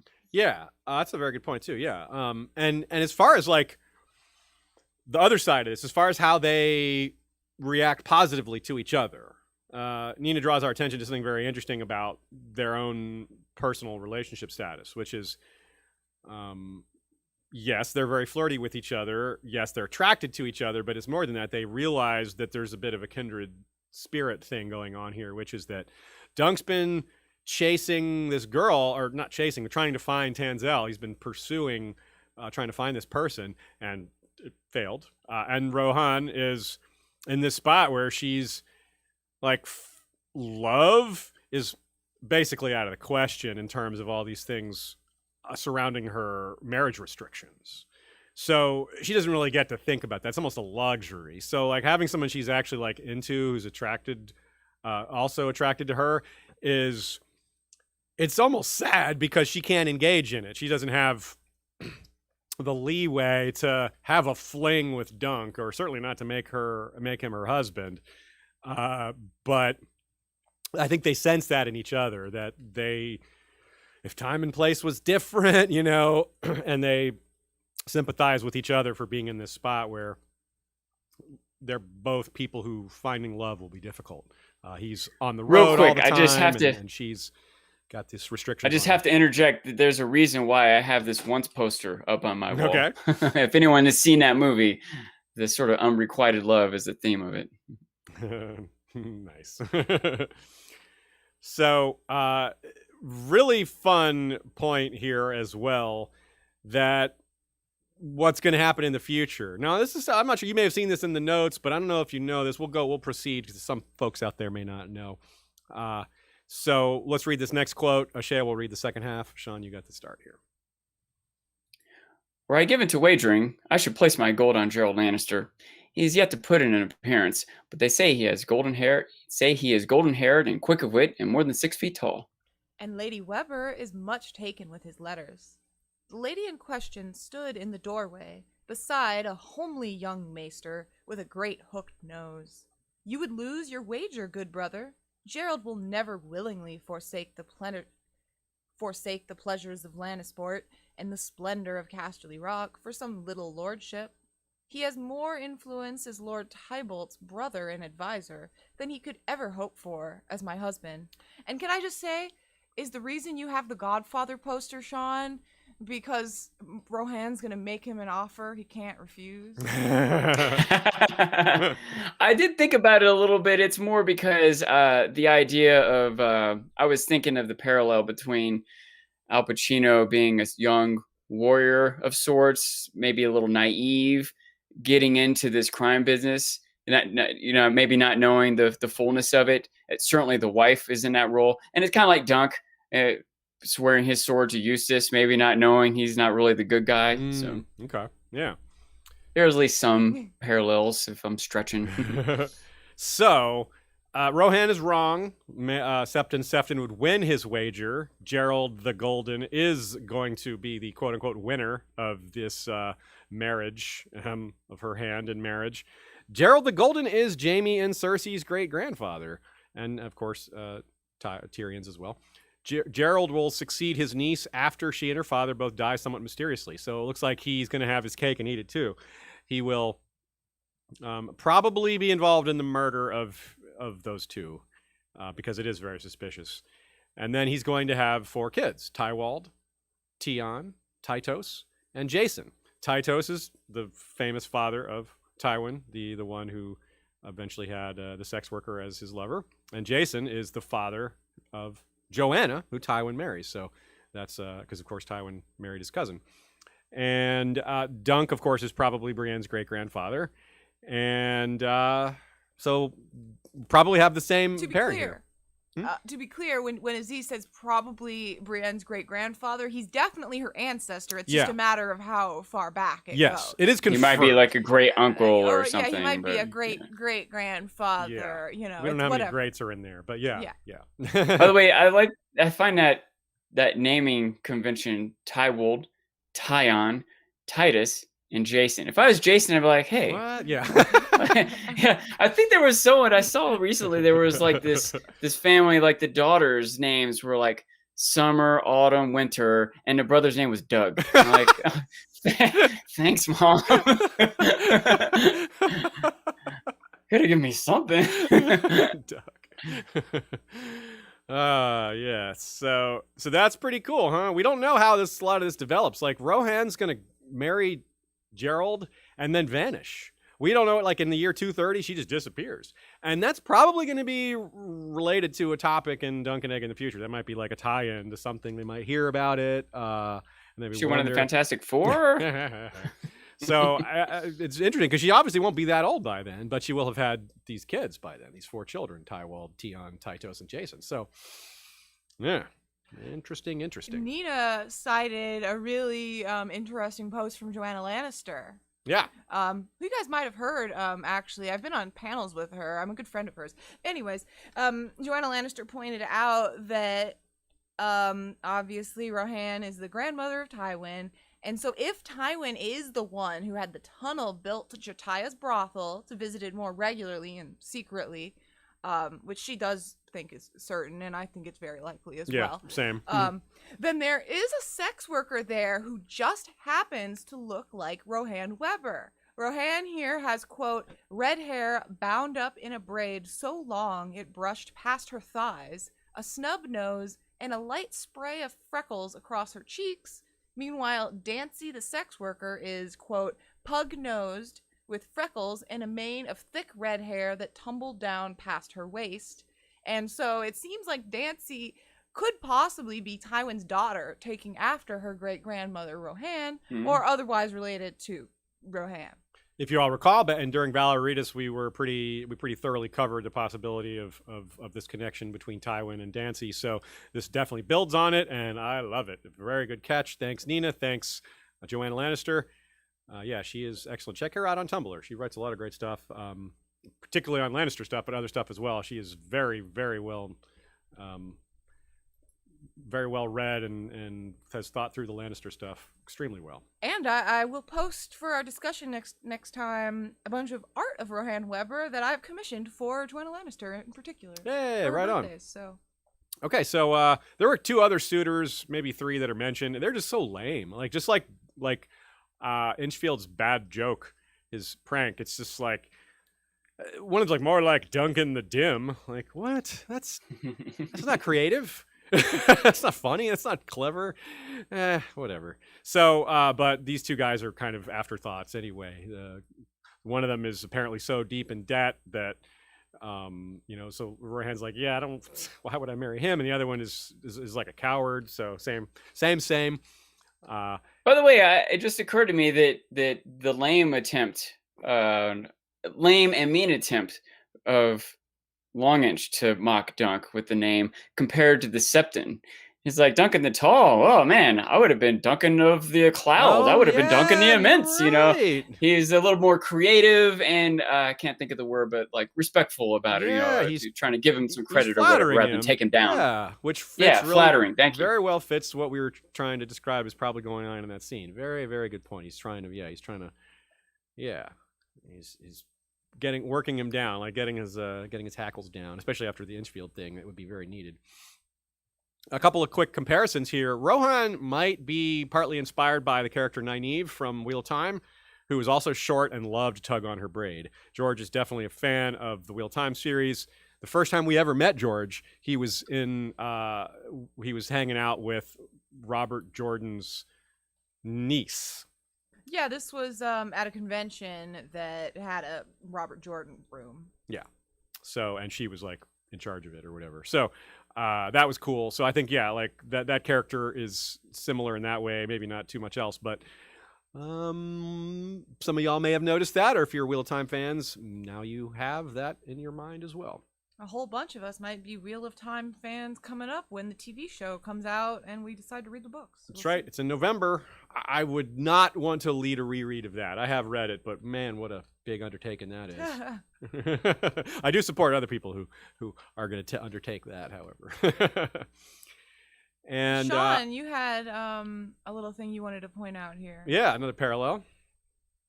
And then I've said that because you've been muted, Sean. Another interesting thing that happened in this chapter was when Rohan was trying to recruit Dunk, and she's like, "Hey, we could take your squire too," you know.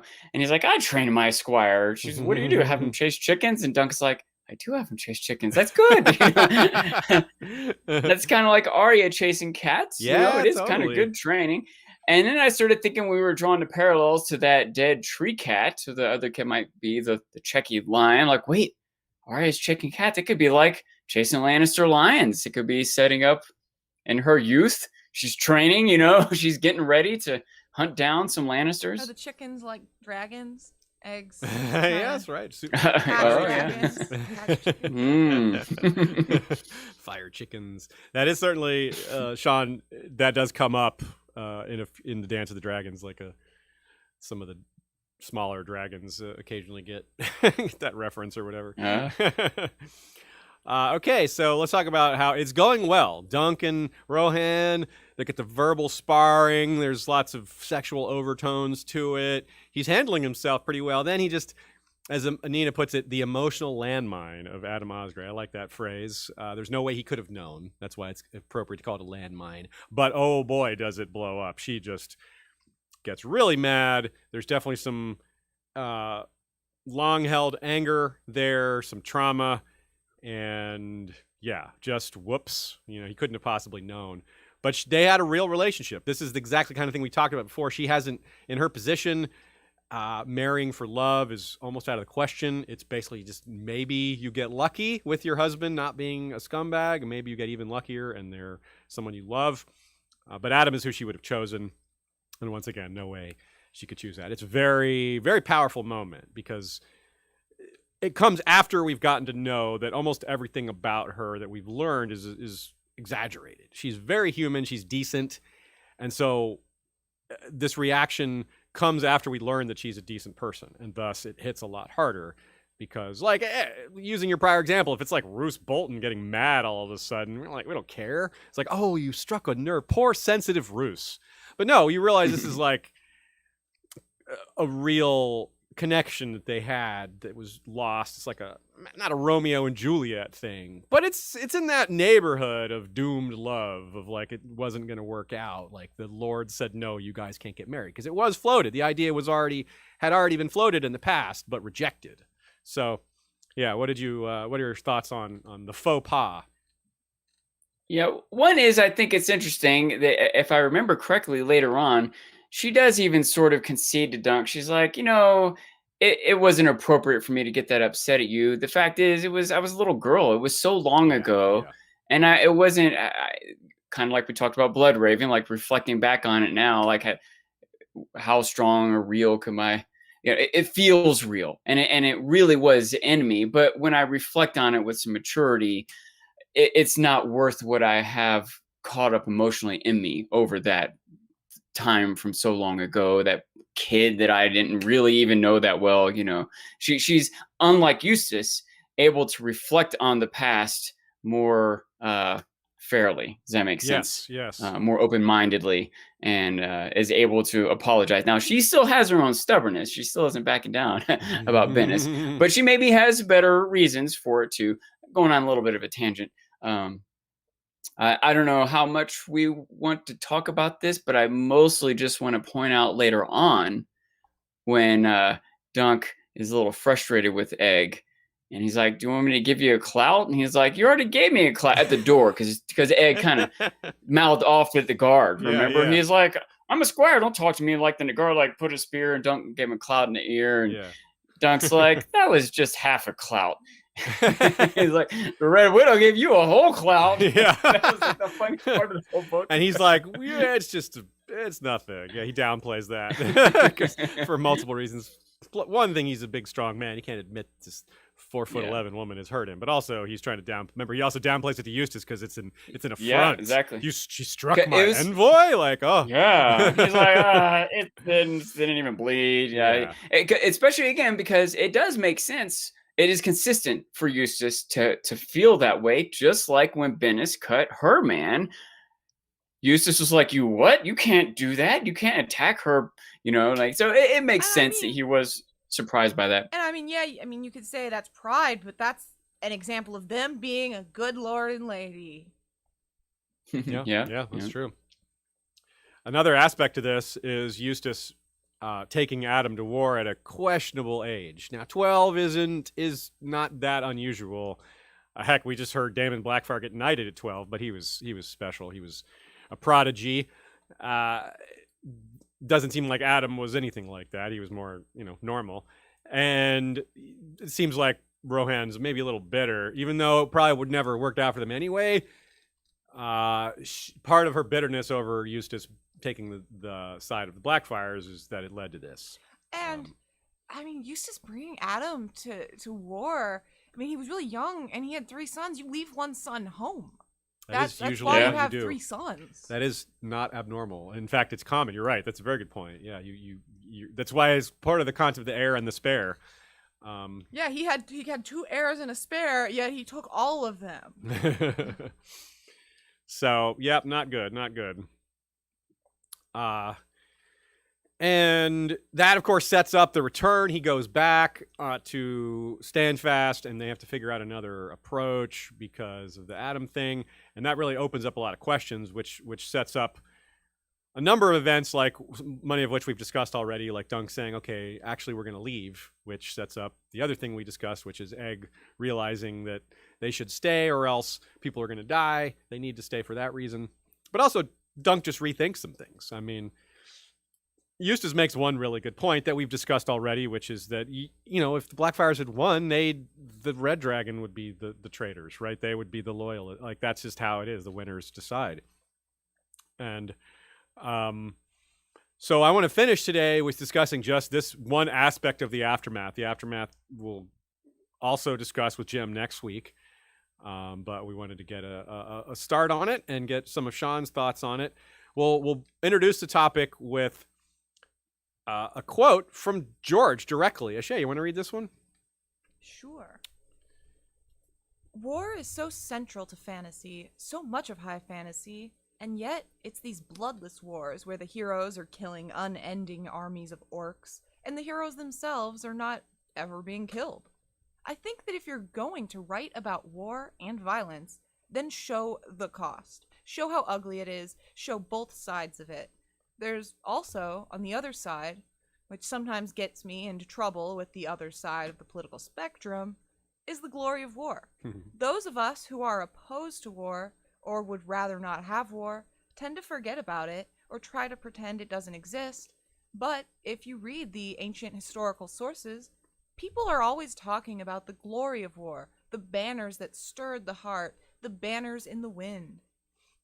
In medieval days, in the Middle Ages, everything was brown. The clothes were brown. The ground was brown. It was brown centuries. But the knights would come out in colors. They were the only people rich enough to afford dyed clothing. And they'd be in their blues and their crimsons and their yellows. They must have seemed glorious to the peasants who were coming, in their metal suits and going into combat. But then, after the battle was finished, there would be like severed limbs everywhere and pools of blood.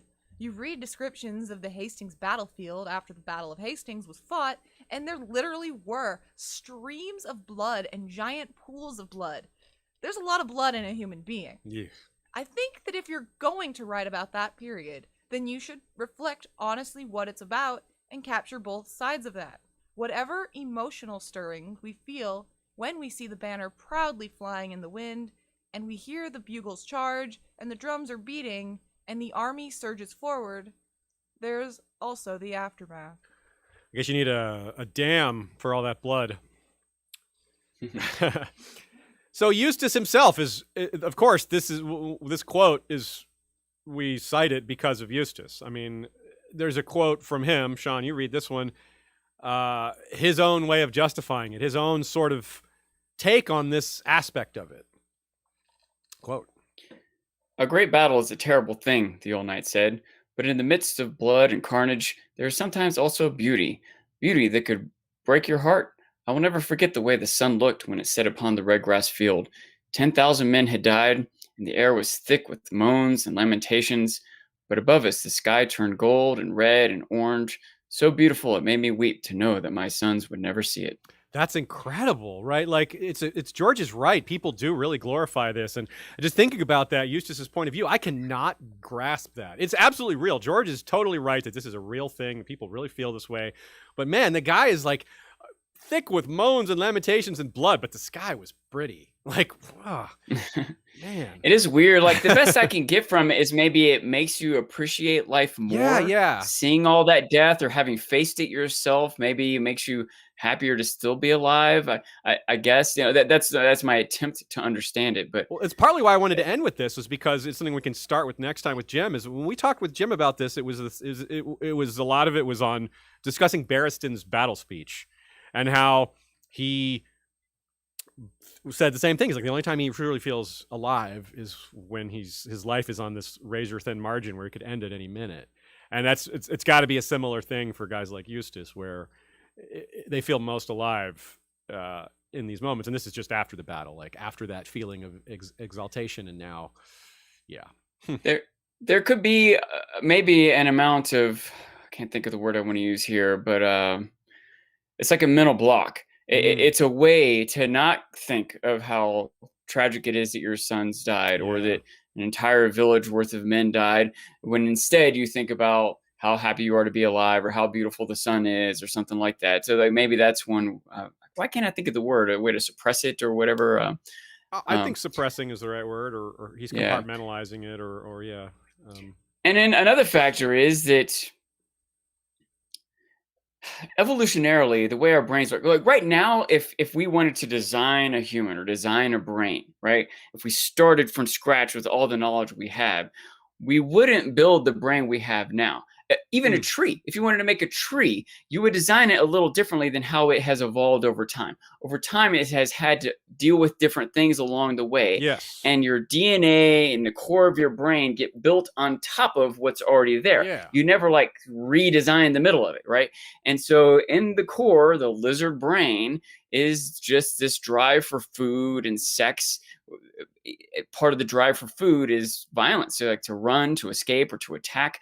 It's in us. It's no matter how much of a library of past generations we have to inform ourselves, no matter how enlightened or moral we our more advanced brain can decide to be, we still get hungry. We still want to have kids and love our kids. We still have these very base instincts, and they might be stronger in some people than others, or we might grow up with them, with other factors evolving our brains. But it clearly, even in modern times, we have warriors, if you will. Like if it's not like actual warriors in Rwanda, killing people, in the jungles, certain countries are still going through war times as a world, and as our culture mostly has evolved past that. But we still have, I think, much better outlets for it, whether it's like American ninjas or the competitions, football or whatever. And maybe those are still problematic, but at least they're tackling each other with helmets and not stabbing each other with swords. Yeah. But it still has this inner survival instinct tied up in it that you can see how Eustace has that. Yeah, it's kind of playing off those natural parts of our being. Like it's encouraging, it's remembering those, like those artifacts of our, like when a guy is running as fast as he can towards the end zone with someone chasing him, there's a little bit of running from, wild animals in his DNA that's helping him go just a little running bit faster. From a tiger or running towards a deer or another thing too is that Clint Eastwood, a lot of his movies are about cowboys and soldiers and stuff, but fundamentally he is really against violence and war. But that's really the theme behind most of his movies. And I'm thinking about American Sniper, for example. It's based on a true story about this guy who killed 50 people in Iraq. And but the idea is that he didn't start off as this murderous monster. He was a good guy, and we trained him to kill. Yeah. Well, guess what? Now he's a killer. You know what I mean? That's what happens when we go to war. We train people for it. We don't train soldiers to negotiate and make peace treaties. We train them to go kill. It's in us, and when we try to bring it out of people, guess what you get? It's awful. It's still there. Yeah, you can't untrain that part of people, and you can't take away from the fact that they have killed. So that's a great point. And this is all coming back to the main point here, which is how people justify or deal with or glorify battle and war. This is such an old concept. One of the oldest works of literature we have is the Iliad. And this is directly from the Iliad, this quote, which you could have, Eustace could be saying these lines right here. For a young man, all is decorous. When he is cut down in battle and torn with the sharp bronze and lies there dead, and though dead still, all that shows about him is beautiful.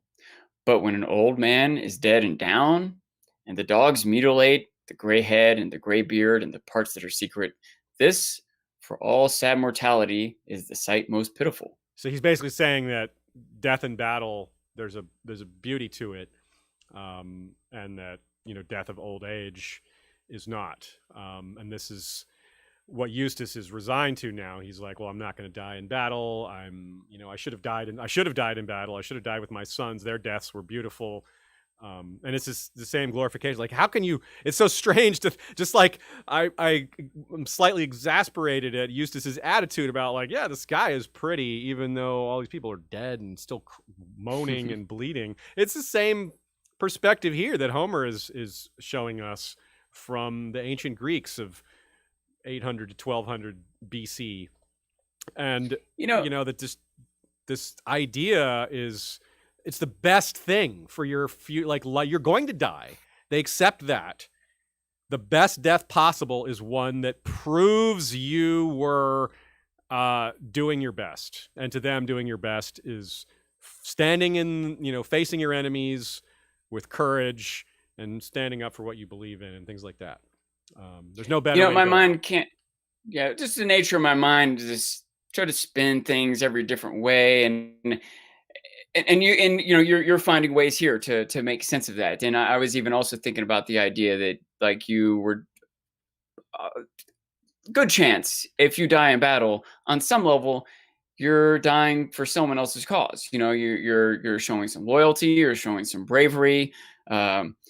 You could see the positive things that might have gone into that. But maybe if you were a better warrior, you wouldn't have died. Maybe if you were following a better leader, you wouldn't have died. I can spin that other ways too. Good point. Yeah. And another thought too is that it's especially in times past, and maybe on some level today still. Like I say, this is a tough thought, but as you get older, you more and more are depending on other people rather than providing for other people. Yes. Like if you're 30 going off to war, you're probably providing for other people on some level. But if you're 80 laying in a bed, other people provide. And so I could see how people might not want to get to the point where they need to be spoon fed. They'd rather be defending someone else, so I could see that too. But man, let me tell you, please let me be 80 years old being spoon fed on a bed. I don't want to die in battle. I don't mind getting old.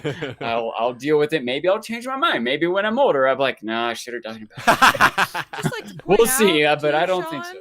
Just real quick, that all deaths on the battlefield, that you're talking about loyalty and how they're valiant. So many people are just conscripted and drafted.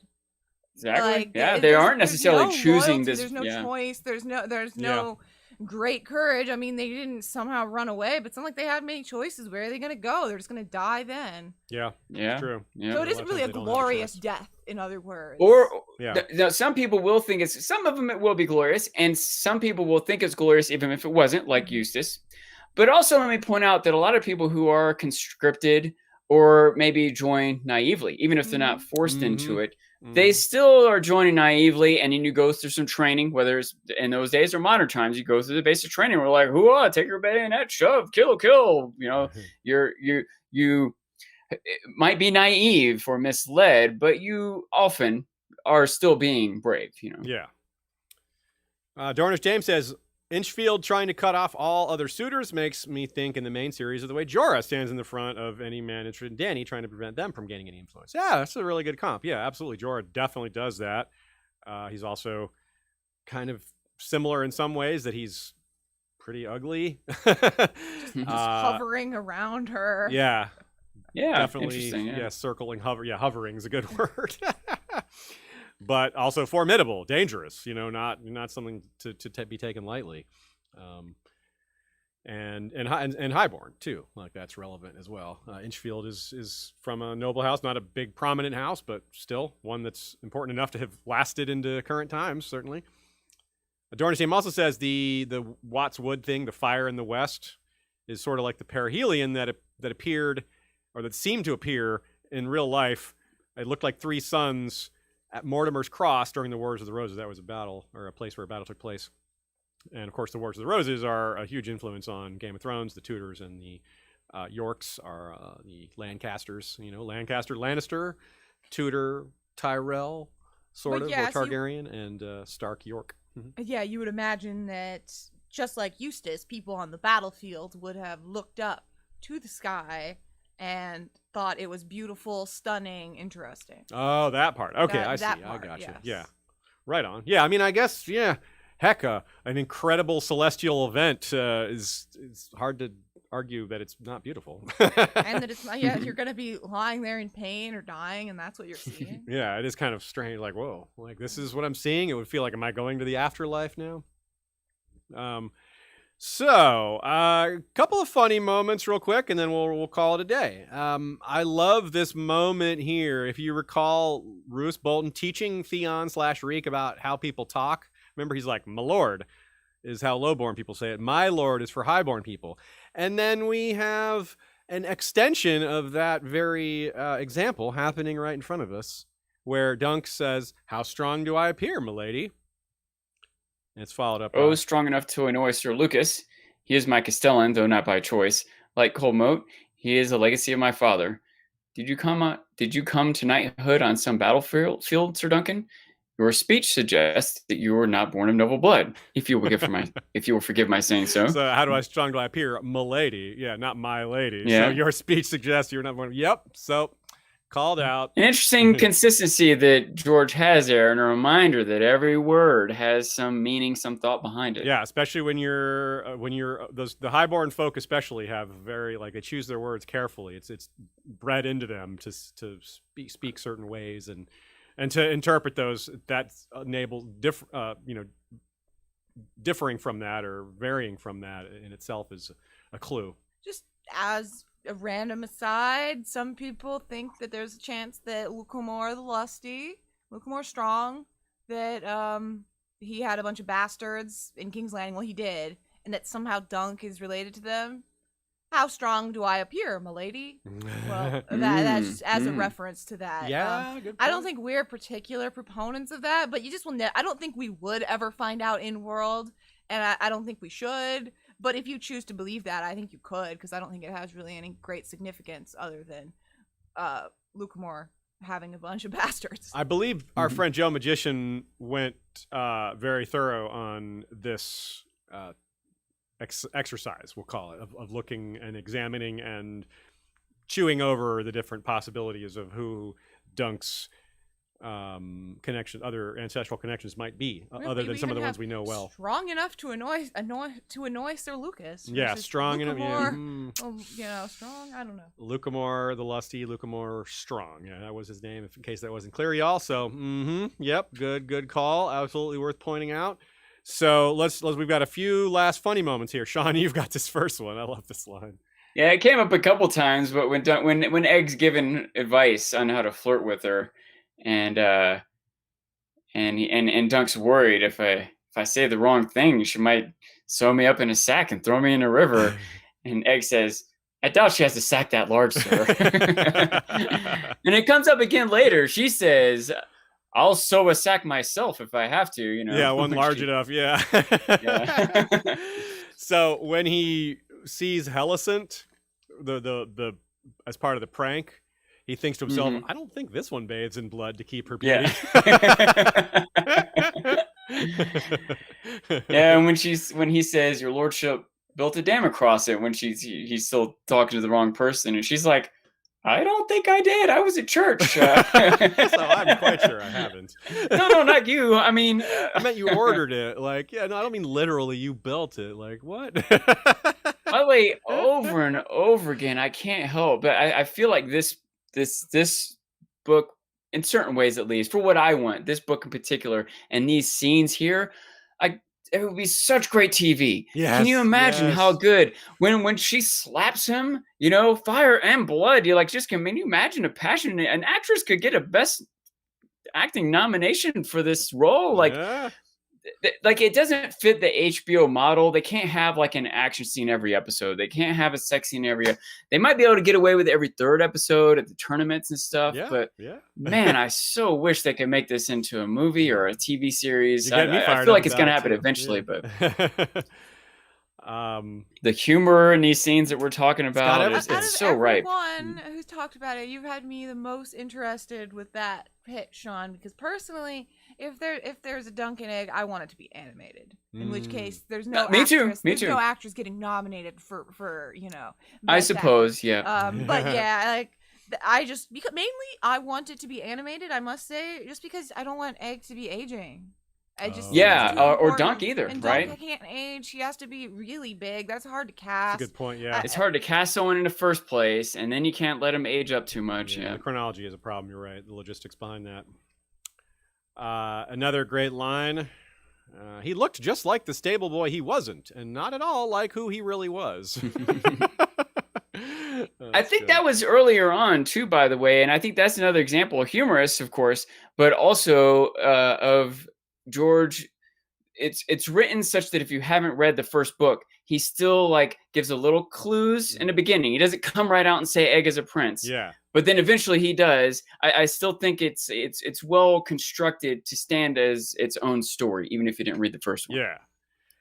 And my final cited line for humor is, maybe there are checky fish down beneath the checky water. It's a checky fish. Hopefully it's a fish that believes in family, duty, and honor. But I don't know. He's kind of checky. He's kind of checkered past. Yeah. I don't know. So we mentioned a couple of other episodes. As always, I hardly even need to mention that we mentioned the Blackfire series, but we also mentioned Dark Sister. We've got a whole episode on Dark Sister that contains, stuff about Aemon the Dragon Knight, which was something we talked about a good bit in his duel with Sir Morgul Hastewick and many other things. We also mentioned our Lies in Arbor Gold concept or did I? Maybe I actually may have skipped over that. But when Sefton is serving Dunk wine, it's an Arbor vintage, and this is kind of early on before it's established that Arbor Gold specifically is the phrase that's so telling.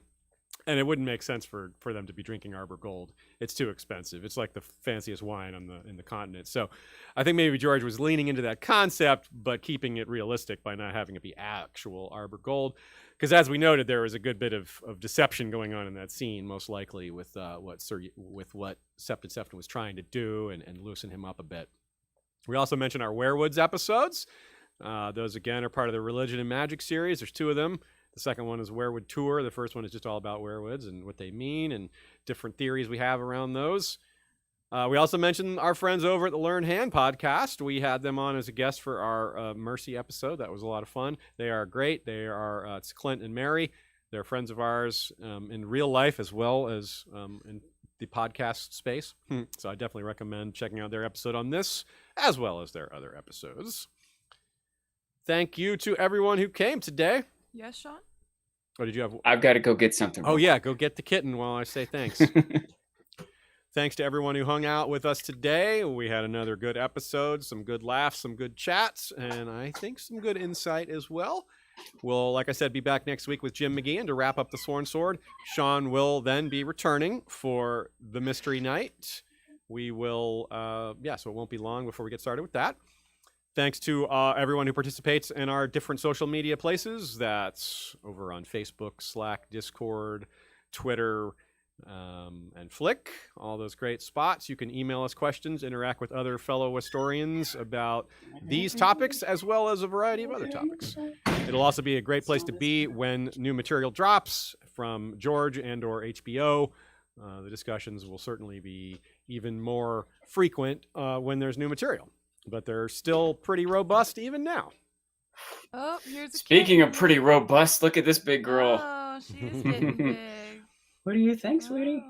Oh, she's being a little squirmy Yes, right it's now. She might not Toph, stay Toph. long. How do you say it? Toph or Toph? Tough, Okay. tough. Toffee? Toffee. Okay. Yep. Yeah, she was very squirmy, but we saw she is getting really big and Yeah. light colored. Yep. She's a little bit more speckled. Yeah. Jet's straight black. Toph is mostly black with some orange bits, but she's like more tan. Nice. Yeah. You know, one thing I wanted to one last point I wanted to make, Sure. since I won't be here for the finale. Dunk does finally get the flirt right at the end. He finally does tell Rohan that her dress brings out the beauty of her eyes. That's true. Or a lot of funny points came from the flirting attempt. You're right. And of course, But he gets it right in the end. and of course, Sean, if you have any thoughts that you didn't think of, that you wanted to throw in, you can certainly add them to the document and we'll take them up. We'll raise your banner during the episode and All right. bring that up, anything you have to say. Otherwise, we'll just see you in a couple of weeks for the Mystery Night. That'll be a lot of fun. It might take us 5 episodes instead of 4 since it's substantially longer, but we'll see how it goes. We'll, cross that bridge when we get to it. And thanks also to Claridox, Michael Klarfeld, for his excellent art. Thank you to Kevin MacLeod for the Valar Rereadis intro music. Thanks to Joey Townsend and Jesse Koval for our regular History of Westeros music. Thanks to the Bengineer for our sound quality assistance editing. We're pretty close, he says, to the next Winds of Winter chapter project episode drop, so be on the lookout for that in the next few weeks. And people keep asking me if I still need voices. You can safely assume I always need voices. Yes, that question is not necessary. Not necessary. Just submit, or you can ask me if you have questions about it. But yes, I need it. Probably for the next 2 years, I'll need voices. Yeah, so it's polite to ask, but it's not necessary. Just go ahead. We definitely need your voices. You might be surprised. You may not think you have a good voice. Doesn't matter. Does not matter. You do need a good microphone, or at least a decent microphone. That's the only thing we say you must have. Decent recording. The ability to make a decent recording. That's all we really say. The sound of your voice, don't worry about that. All right, folks. Thank you again, everybody. Check out our friends over on Here Be Dragons. Do we know what they're doing today? Clone Wars. Oh, cool. Clone Wars. Excellent. And that's very fun. Star Wars stuff. We always like to support people chatting Star Wars. We're fans as well. But nothing else. Yeah, nothing We only else. support people talking Star That's Wars. right. That's right. If you're not talking Star Wars, we're not your friend. Even if you're talking Song of Ice and Fire, nah. Just kidding, folks. We'll see you next week for more Valar Rereadis.